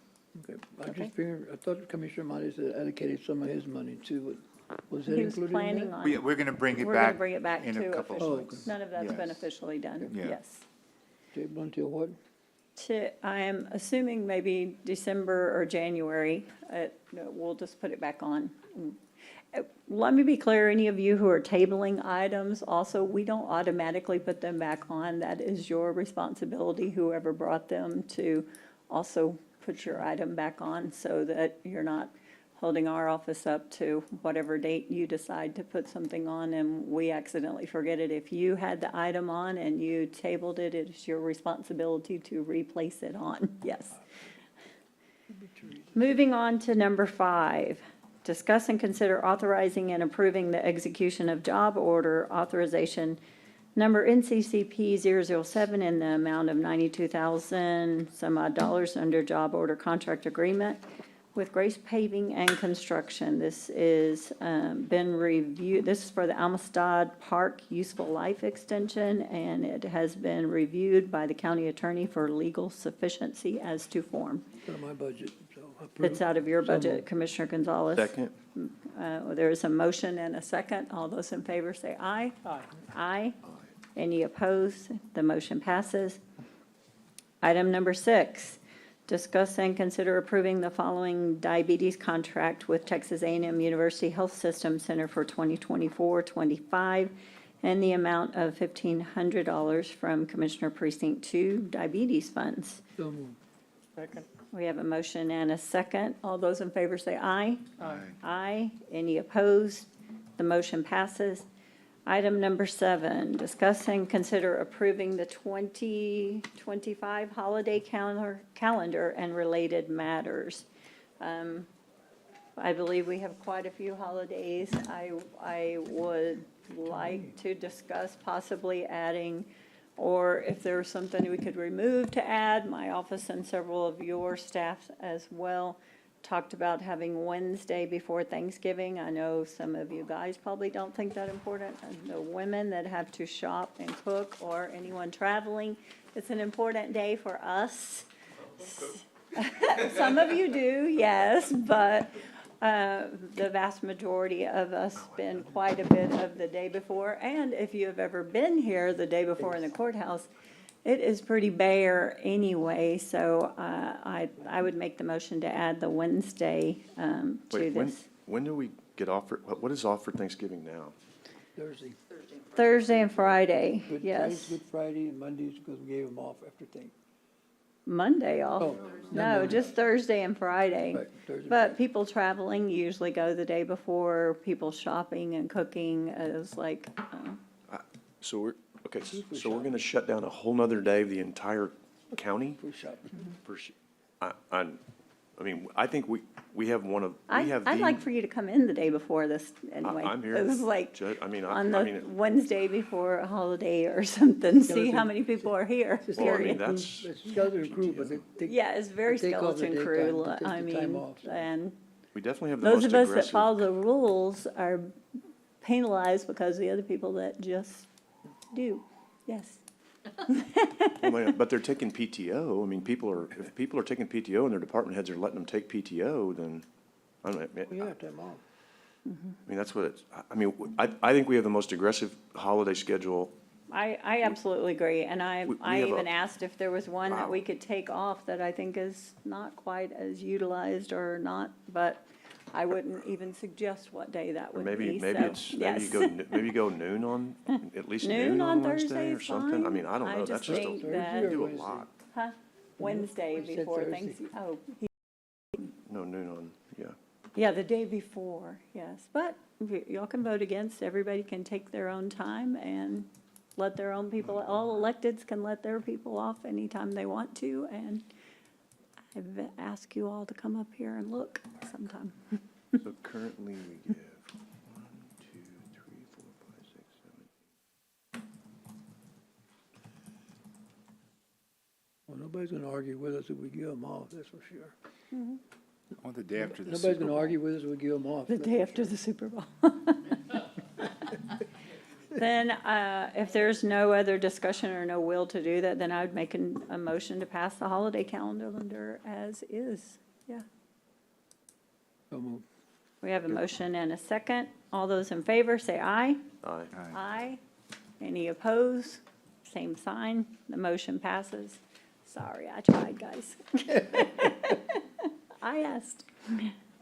Take off, go shopping. Item number 8, discuss and consider the upcoming Commissioners Court meeting dates and workshop dates. And this is not next year's calendar yet. This is just the rest of the year. That's correct. Yes.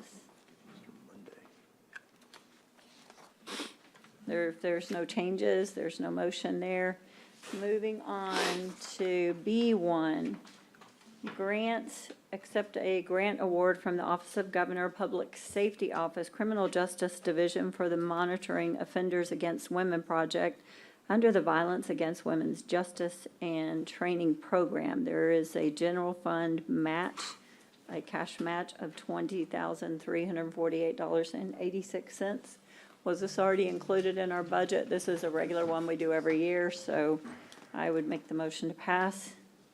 So moved. We have a motion and a second. Oh, All- sorry. You're good. Sorry. All those in favor say aye. Aye. Aye. Any opposed? The motion passes. Item C1, purchasing. Discuss and consider conditional selection of progressive structures for the Calderon Clinic upgrades. And Mr. Robinson, you have the podium. Do you need to tell us anything about this one? No. Okay, you got up. I thought maybe there was something you needed to discuss. No, if there are questions, I'm available. And this is paid for with Commissioner Gonzalez's ARPA funds. Are you making the motion to pass So then, moved. sir? Yes. Second. We have a motion and a second. Any other discussion? All those in favor say aye. Aye. Aye. Any opposed, same sign. The motion passes.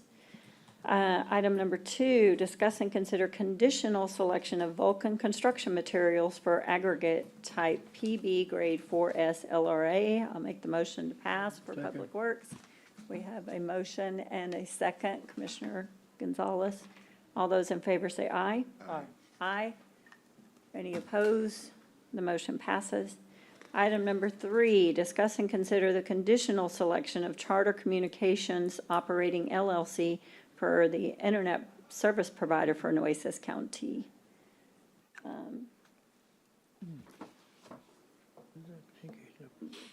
This is just a regular, we do this is not a new thing, or this went out for new bids, or? Yes, this went out Yes. for new bids. We received 8 bids. The committee's recommending Charter Communications. Make the motion to pass. Second. We have a motion and a second. All those in favor say aye. Aye. Aye. Any opposed? The motion passes. Item number 4, discuss and consider conditional selection of Lean Weber Concrete Construction for the Hazel Bazemore culvert replacement. Finally going to get that culvert done. Yes, I will make the motion to pass. This is paid for with Inland Parks ARPA money. Second. We have a motion and a second. Any other discussion? All those in favor say aye. Aye. Aye, the motion passes. Item number 5, discuss and consider approving execution of annual service agreement with the American Integrated Solutions for security alarm monitoring, fire alarm monitoring, and inspection services for Coastal Bend State Veteran Cemetery. It is paid with the Coastal Bend State Veteran Cemetery funds. So moved. We have a motion. I will second that. Is there any other discussion? All those in favor say aye. Aye. Aye. Any opposed? The motion passes. Moving on to item D, the auditor. Discuss and consider approving the removal of the fixed assets from the Nueces County inventory system for departments that replace their IT equipment due to expired warranty, non-operational. We postponed this. Now you say you're ready to go. This is all old equipment. We just make sure with this, because there was a large item, it's a large amount that we're seeing on the, I just want to make sure we work with IT to make sure these were warranted equipment. IT is going through the process of wiping the drives, and if they can be sold in auction, they will be. Otherwise, they'll need to be disposed. We've gone through each one of the departments. There is a long list of equipment we have, but this is a policy of the county, yes. Yes. I make the motion to pass. Second. We have a motion and a second. Excuse me, Jill. Yes. Yeah. When you said they'll be disposed, meaning they'll be destroyed. If they cannot be used or they're broken, then unfortunately, yes. Thank you. Good question. We have a motion and a second. All those in favor, Commissioner Modis was the second. Sorry, you look like you were looking.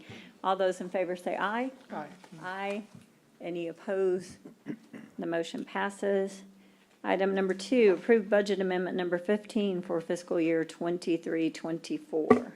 Yes, Your Honor, there is only one department that requested a budget change order for this particular event on item number 18. That's just a piece of the precinct 5-2. They're a little bit short on some office supplies. They have the other funds and their telephone and materials that they can transfer the funds. We reviewed the request and submit this request for your approval. So moved. We have a motion and a second, I guess, Brent, Commissioner Chesney and Hernandez. All those in favor say aye. Aye. Aye. Any opposed? The motion passes. Item number 3, approve the monthly financial report for fiscal year 23-24 for the 11 months ending August 31st, 2024. Yes, Your Honor, we went to my staff, we went through the process of fixing those areas that we know of, but there could be others here where we continue monitoring and working with the departments to see if there's any changes that need to be done. Those that have been requested have been modified. We show about $108 million worth of revenue to about $105 million worth of expense. So this is definitely, we kind of figured this was a very, very, very tight year. But when we get to the process of our budget to actual numbers, we're sitting about 25% unused funds for at the moment, and we only got 9% of the year. So hopefully we'll still continue to come back as about a 95 to 96% of our expenditures. As we know, in September, we always go through the process of trying to get those that need to be processed and paid for in the year, for the prior years, as well as going through the invoices that the department has. We submit the change order, the request of this monthly report for you for the month of August, and we shall be getting these, the balances for September very soon. The one for September will be not the full amounts, because those are still need to be audited from our auditors. Does this, didn't I ask this the other day, does this close officially November or something, the end of November, y'all? We try to do, because sometimes we do get invoices late for services and goods provided, even though the services and goods were done in September. We try to get as much as we can, because of the requirements from our external auditors and the entities that review us. We need to make sure we record liabilities and expenses in the proper month. And we usually wait till the end of December or November to make sure we've captured as much as we can. It's not a significant amount, but that's how far we usually go. But this, right now, would be a good opportunity for us to remind all departments, electeds, our department heads as well, if you have any outstanding invoices, to get with your contractors, vendors, whatever, to please ask them to submit those. We really need to close these out. We have these surprises later on do not help us. So if you have any outstanding invoices in your departments, whether you are elected, individual department head directly to us, please, please, please contact them and get those invoices submitted as soon as possible. So especially for the items you either took services for, or you purchased anything from in September, make sure you work with your vendors. Yes, absolutely. Thank you all. And I'll make the motion to pass then. Second. We have a motion and a second. Discussion. Yes, go ahead. Go ahead. I'm at the point I'm not approving this, Judge. I've been having trouble with the budget all year long, and changes and changes and changes, and, you know, even to the last minute. And we get a disclaimer here, there's some errors that we still gotta correct. So, you know, I've always, and I've said this in open court before, I've always didn't agree with the numbers, I didn't agree with what was given to us, and the outcomes and the revenues, and there's a lot of things here that I'm just not really clear with, I'm not happy with the budget for the whole year, and not only this one that we're giving it today, you know, because I still don't know a lot of the places where the money came from, where it went, and all. So for that reason, I think our budget this year, the whole year, has been very, very unstable and not correctly presented to us. So I'm going to vote no. Understand. Commissioner Chesney, you had a comment as well? I was just going to say the same thing, basically, Judge. I mean, I'm when it's unadjusted, and I'm just a little concerned about it as well. So I share Commissioner Gonzalez's concerns, and I think it might be good to maybe table this and get it back with a little more. But I mean, I know there's a motion on the floor. Can you, so. and I definitely will retract my motion. There's no necessary reason why we have to approve this, especially given the information and given the fact that we don't have all the documents in to approve. Is there a, if you care to explain a little bit more, Dale, about why this says March 2025? I think that was the alarming part for a lot of us when we saw this. But Excuse me, Judge. yes, sir. If we were to table this, that would give the department heads a little bit more time to bring in all the other invoices if they could, right? That doesn't change the deadline for the No, department no. heads. They still need, they still have till November, but we're asking yeah. them to reach out. Yeah, we're hoping Yeah. they do it, you know. We're hoping they do that right now, Yeah, as it is. That's the reason I made the comment. That's the only way we're going to have these actual numbers, if we get those invoices in so they can be reconciled. Along with, everyone should have gotten their P-card notice as well to reconcile from the purchasing department, that those need to be reconciled. All of that stuff coincides with our end of the year and getting these actual balances moving forward, so. You should have all received an email. I hope that you paid attention, go over it, read it again, because if they are not reconciled in the future, your P-cards will be turned off until they are reconciled. And Dale, I know we'll give you a question. Do you have anything to add or anything that you can answer about that? Well, all we say is there's an audit and adjustment because we do the audit once a year. Now, what we're saying is there's always a chance for errors because when someone codes an invoice, they may have coded it to something else. When we do the final review of stuff, it shouldn't have been to this particular category, should have been this category. So we make those adjustments. We find an error that may have been posted through payroll that may have been done wrong because the balance was entered wrong somewhere, whether it's the department or the HR or our department. So there's always a chance of errors, and this report is, if we ran this tomorrow, the numbers would be different because it's not a finalized report. And I think the concern is legitimate with what we just went through this past month with having to postpone our budget as well. So I would remove my motion and actually make the motion to table then. Second. All those in favor say aye. Aye. Aye. Any opposed? The motion passes. Going back to item 3A3, and Mr. Soleil is in here. Did you speak to McGriff about our issue? I did, and they're requesting to give them until 11:30, and they'll be happy to be on a Zoom call for us. What time is it? 10:40? I guess we'll go to executive and then bring it back Somebody up. from Ginny's office be in Zoom call too, Ginny? And I've also verified that the drainage district's insurance is not discontinued. They are current. They are still current. They are still current right now. I've Okay. instructed my staff to ensure that all of the external agencies that were directed to be removed from the plan are done so. The hospital district will stay on the plan as per your instructions, and we're awaiting your decision for the drainage district. Yeah, those are the only two. Yes, Yes. okay. I guess we will bring this back after executive. We'll go on into executive now because we are through. Is there anything I missed? Anybody want to catch me before we go into executive? Item 4, executive session. Public notice is given that the Commissioners Court may elect to go into an executive session anytime during the meeting to discuss matters listed anywhere on the agenda when authorized by the provisions of the Open Meetings Act, Chapter 551 of the Texas Government Code. To the extent there has been a past practice of distinguishing items for public deliberation and those for executive session, the public is advised that the court is departing from that practice, reserves the right to discuss any listed agenda items in executive session when authorized by law to do so.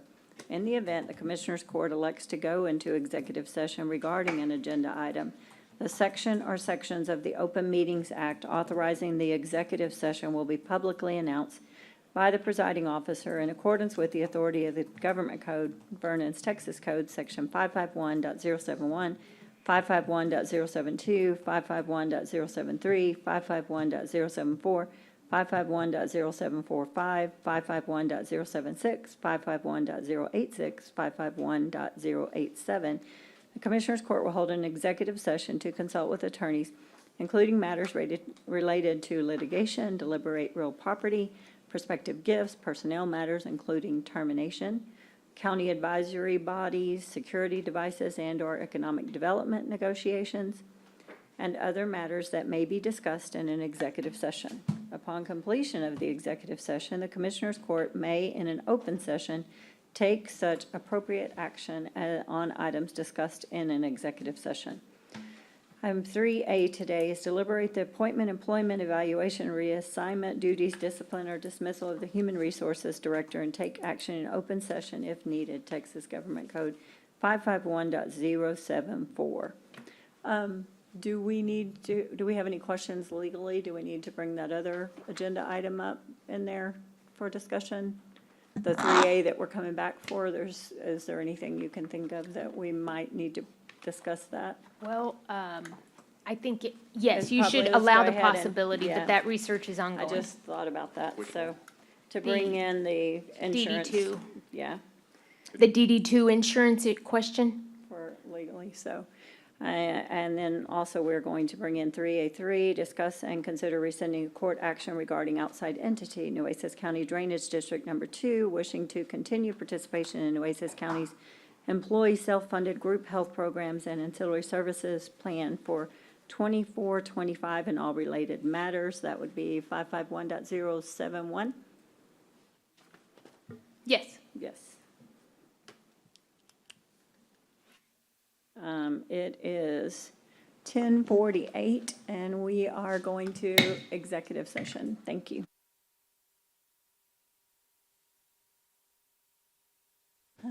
We are ready to go. They're sending you another. They're sending. They're emailing it to you. Oh, okay. So we're going to do the other item first, so make sure. Okay. We are, it is 12:35 and we are back from executive session. Bringing up item 3A3. This is discuss and consider rescinding the court action regarding the Nueces County Drainage District Number 2. I believe we have Mr. Bass online. There was a clarification we asked, and he was going to give us that. Mr. Bass, I understand you're on. Yes, good afternoon, Judge. Good afternoon. The clarification we were asking, can you just give us that in here? I know you gave us back there, but we wanted it out in court. But the Judge, I'm sorry, did not hear you well enough. Oh, Could I'm you sorry. repeat the question? My apologies. It's the clarification on when people are on or off, and I believe in there you stated that it is a court decision. These people have been through the process. We just wanted to hear from you in the courtroom that that is your opinion as well. Yes, as a self-funded plan, the court is the plan sponsor, and the court controls the eligibility in which you share with your vendors. In this case, Boone Chapman would be your medical TPA. So really, the court has discretion on how often it's in eligibility and when to term. Now, there are some guidelines that I'm sure Boone Chapman has in terms of when they would like for you to send eligibility, but really the control over who's covered, when they terminate, when they're effective is really subject to the court and obviously guided by your plan document. So I think the court has discretion in this matter and can make whatever decision they want with respect to the drainage district. Thank you. Do you have any other questions you want answered in here? Yeah. I think that clarifies for us, so we appreciate you getting on. I know your time is valuable. If you need to run, that was our only question. I believe there's going to be a motion next. Commissioner Matas has a motion, I believe. Great, happy to help. Thank you. Thank you. Anytime.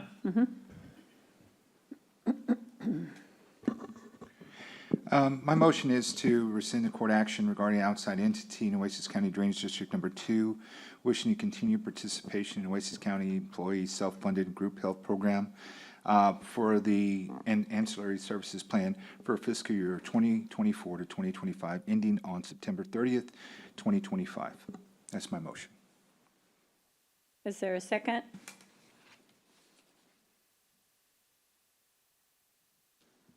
There being none, would you like to make a different motion, Commissioner, or does anyone else want to make this motion? I'd like to make a motion that we can at least allow the 90-day extension to allow them to hopefully find something else that they need to get.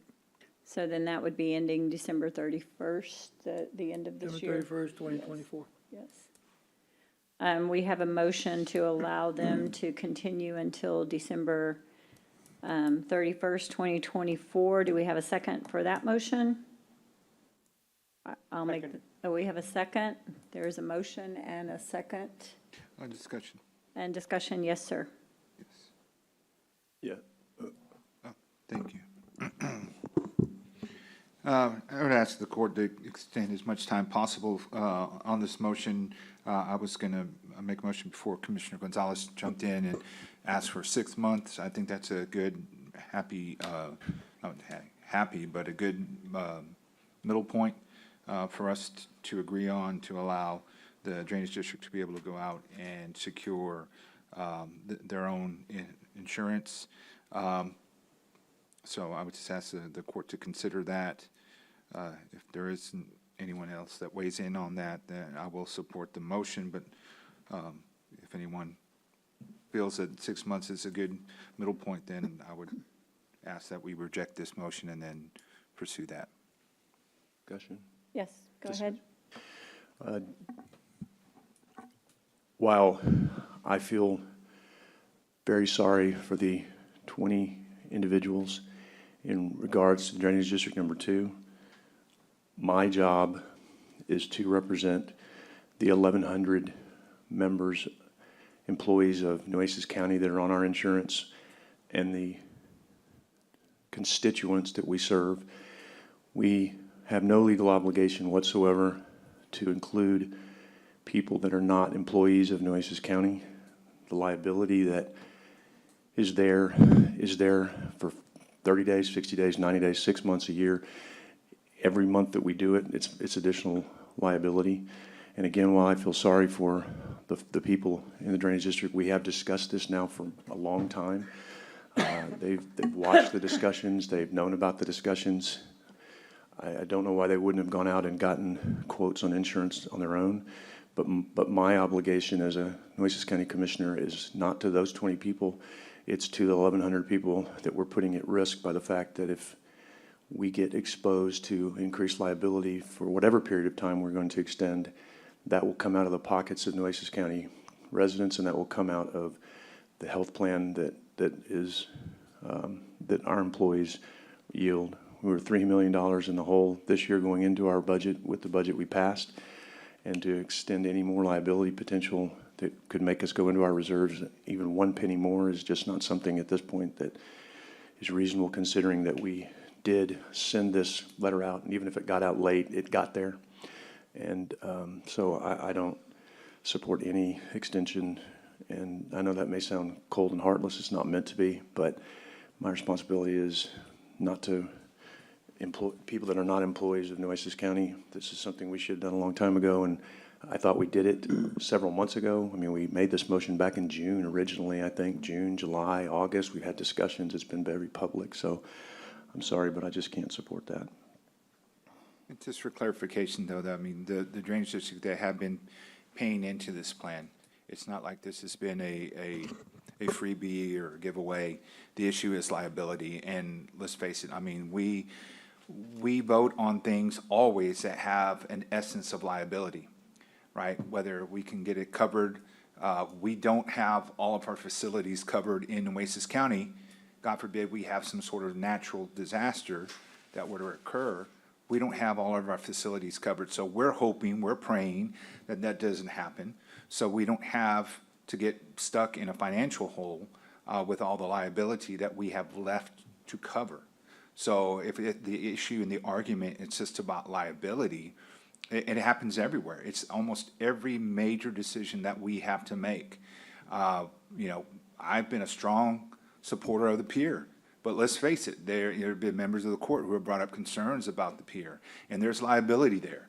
So I mean, I would say I get your perspective, but when we start talking about liability, it's everywhere. We're exposed in so many different ways.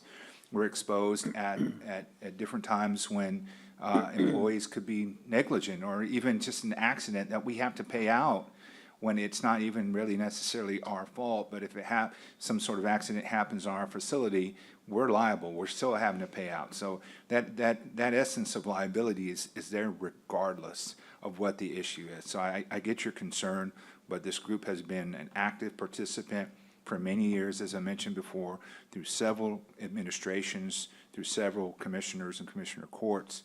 And this is a decision that has always been accepted and agreed to by this court. So I get that we're trying to make a cost-saving measure. My concern is the amount of time that we are given. I feel 90 days is not going to be necessarily enough. I would ask for the 6-month mark. I think is a middle ground that is reasonable. It's not the year. I hear what you're saying. I hear what the court is saying by no one seconding my motion, but I think 6 months would be much more appropriate. But once again, liability, we're facing it every day. So I get your point, but it's everywhere, Commissioner, so it's not just in this instance. And it's this, once again, this is not a freebie given away. This is a plan that the employees and the Drainage District have been a part of, an active member of for years now. And they have been paying into it, so I don't want to get taxpayers incited and worried that we're giving away some sort of extra services or insurance to a group that is not part of us. It's a bigger pool that we've had several entities and individuals a part of. And so liability, it's everywhere. And respectfully, Commissioner, since you brought up the pier, I want to thank you for your unwavering support. But I think there's a distinction that you're missing, respectfully. That's our pier. Those are our employees. The liability that we are taking on for things are our assets. They're our employees. These aren't. And that's a big distinction. I had to tell my ESD in my precinct several years ago that they couldn't get on this plan, and then we let the Drainage District back on. So there's been inequity in this, and I'm a part of it. And I should have been a stronger advocate then. I didn't have the votes to do it then. But it's been an inequitable position that the Drainage District has been in for years. For whatever reasons that was done when others couldn't. Other ESDs wanted to be on it. Everybody wants to be on the county's insurance because of this 475,000 stop loss that people don't have to worry about. We have to worry about it. So again, your support on the pier and why the pier keeps being brought up by people when it aren't pertinent to the discussion of the day Well, I'm just is saying just to liability. No, and you've been a big supporter. Liability so is everywhere, is my no, point. it is everywhere, but it's our stuff. We have liability in the jail every day with cases there, but it's our jail. We have liability that happens in the courthouse every day, but it's our courthouse. We have liability when our employees are out there and they make mistakes and we get sued, but they're our employees. To take on liability of people that are not our employees, not our assets, not any way associated with us other than it says Nueces County on it, that's not something that I think is a fair comparison when you're talking about other areas of liability. And I would like to add in that I understand this has been an initiative that I have started and taken on because I believe that the county has to make cuts, that we have got to make prudent decisions. This has gone on for many years. Were it not for the mistake that was made out of my office and the wrong email received a letter, I would be voting against this today, but I would vote today because of that and the notice given to give them I think it's a great concession to give them the 90 days. I appreciate Commissioner Gonzalez for making that effort as well. But I think this is, given in light of the budgets we have been seeing the last 2 years, that this is the kind of stuff that we should not be doing in the future, no matter whether we did it in the past, for how many years we did it in the past. We do not have the funding to do this kind of thing. We made the mistake, so I'm going to vote yes for 90 days. But this is their responsibility, not Nueces County's responsibility. And I'll just point back to the examples I've used before, is that partnership should not be seen as a negative. I mean, if you look at other communities in the state, there have been partnerships between school districts and cities that have increased their insurance pool. This is about increasing our pool. I guarantee you, in December of this year, January of 2025, we're going to go out onto the street for a bid for new insurance, for the new consultant, for ancillary, for everything that we have. And so I guarantee you, you're going to get a better rate when you have more people that are part of the pool. And it's not as a negative that we're paying any extra. It's you balance it out, you make it equal. We haven't even been able to give the opportunity for the Drainage District to have a response to this today, is to be able to let them say, hey, we're willing to do maybe same partnership that the hospital district is able to cover. We've all established that they're able to cover any liability. Perhaps that's something the Drainage District would consider. I would just like for the opportunity for them to be able to come back and respond to that now, having heard that concern for the first time here in the public after receiving our legal updates in executive session. So That's all I'm saying is But one more meeting. respectfully, they did get the letter that had that in, and they haven't contacted us either. Yes. they do Zero, have the letter. zero they've contact. reached- Yeah. I think they've reached Zero out to us. contact. I Zero. think they have reached They've not out to come us. here. They've not turned to anybody. They haven't been here to do this. They haven't even come here to ask, John, and they haven't even come here to make their case. And they haven't, like the hospital district did, they immediately reached out and they immediately said, we'll cover that and we'll do it. And we're going to put that in writing in a contract. And we know the hospital district can afford it because they've got millions in reserves. I would have gladly entertained that for a period of time had the drainage district shown up one time to make that request. You have been an incredible advocate for them. You have busted your butt for them, and I hope they appreciate it, because the only reason this is on here is because you have gone out there and put yourself on the line for them when they don't even show up. And I know they're watching, and I know they're seeing this, and they'll never probably like me again. But you know what? My responsibility into that drainage district, it's to the Nueces County constituents, and it's to the people that we represent here. And you are the reason that we're even having this discussion, because you are such a strong advocate for them and for Robstown, and I appreciate that. And my disdain right now is for this part of this process, because you have busted your butt for them, and they don't even show up. So it's really hard to have any consideration when they don't even show up to come argue this, and they know it's going on, and they can't say that they don't. And so, yeah, I'm frustrated with this, because the hospital district, man, they stepped up and said, we get it. We understand it. We're going to work with you and do it. And so they've had this for a long time. But it's not fair, to do this with you being the only advocate for it. So again, I hope like heck they're watching how strong you fought for them, because nobody has come here from the drainage. Where are all these commissioners? They're elected commissioners. I like them all. I've worked with them before. They've asked for stuff before. They haven't even come for this. So it's a bit frustrating, and I appreciate you working so hard for them. I really do. You've done a hell of a job for them. Commissioner Gonzalez, Yeah, you wanted to make a comment? Well, I can see both sides, but I think that from not having any extension to having 90 days, it's a good thing.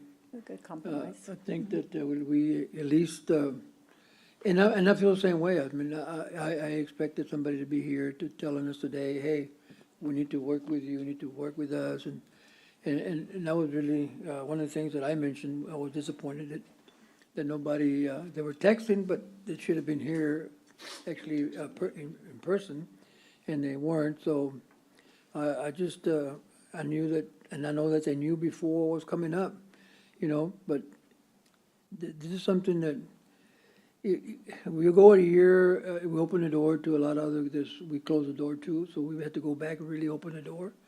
And I don't think we can do that either. I mean, the liability might be something that's not maybe the whole thing, but I think it's just the following the protocol, following the process.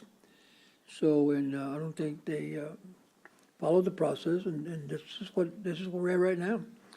So I just, I think 90 days versus 0 days is a good point for them to go out and see what else they can find. And there are not that many employees, so hopefully they can find something, I'm sure. Mr. Soleil, you have something you want to say? I just wanted to remind the court that the display on the live stream still says executive session. You need to refresh your browser. Okay, all right. Watching it right here. Okay, all right.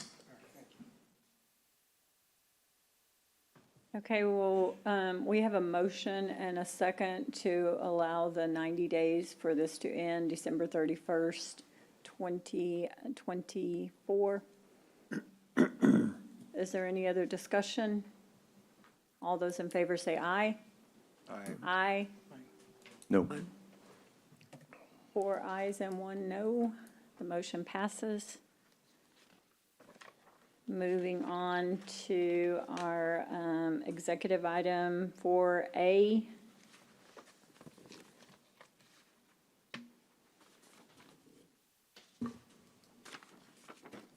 Commissioner Chesney, I think you have a motion. Oh, I'm sorry. Sorry. It was like- Executive item, yes. Yes. Pursuant to Mr. Soleil's decision that our evaluation of his employment be conducted in closed session, we've conducted an evaluation of Tim Soleil's employment and duties as the Nueces County Human Resource Director, and hereby make a motion directing the county attorney to assist the county judge in the preparation of a document to Mr. Soleil in accordance with Chapter 7 of the HR manual. That's my motion. Do we have a second? I'll- Commissioner Gonzalez seconded, yes. All those in favor say aye. Aye. Aye. Any opposed? The motion passes. Are there any adjournments in memory? I believe that is all the action we have for today's meeting.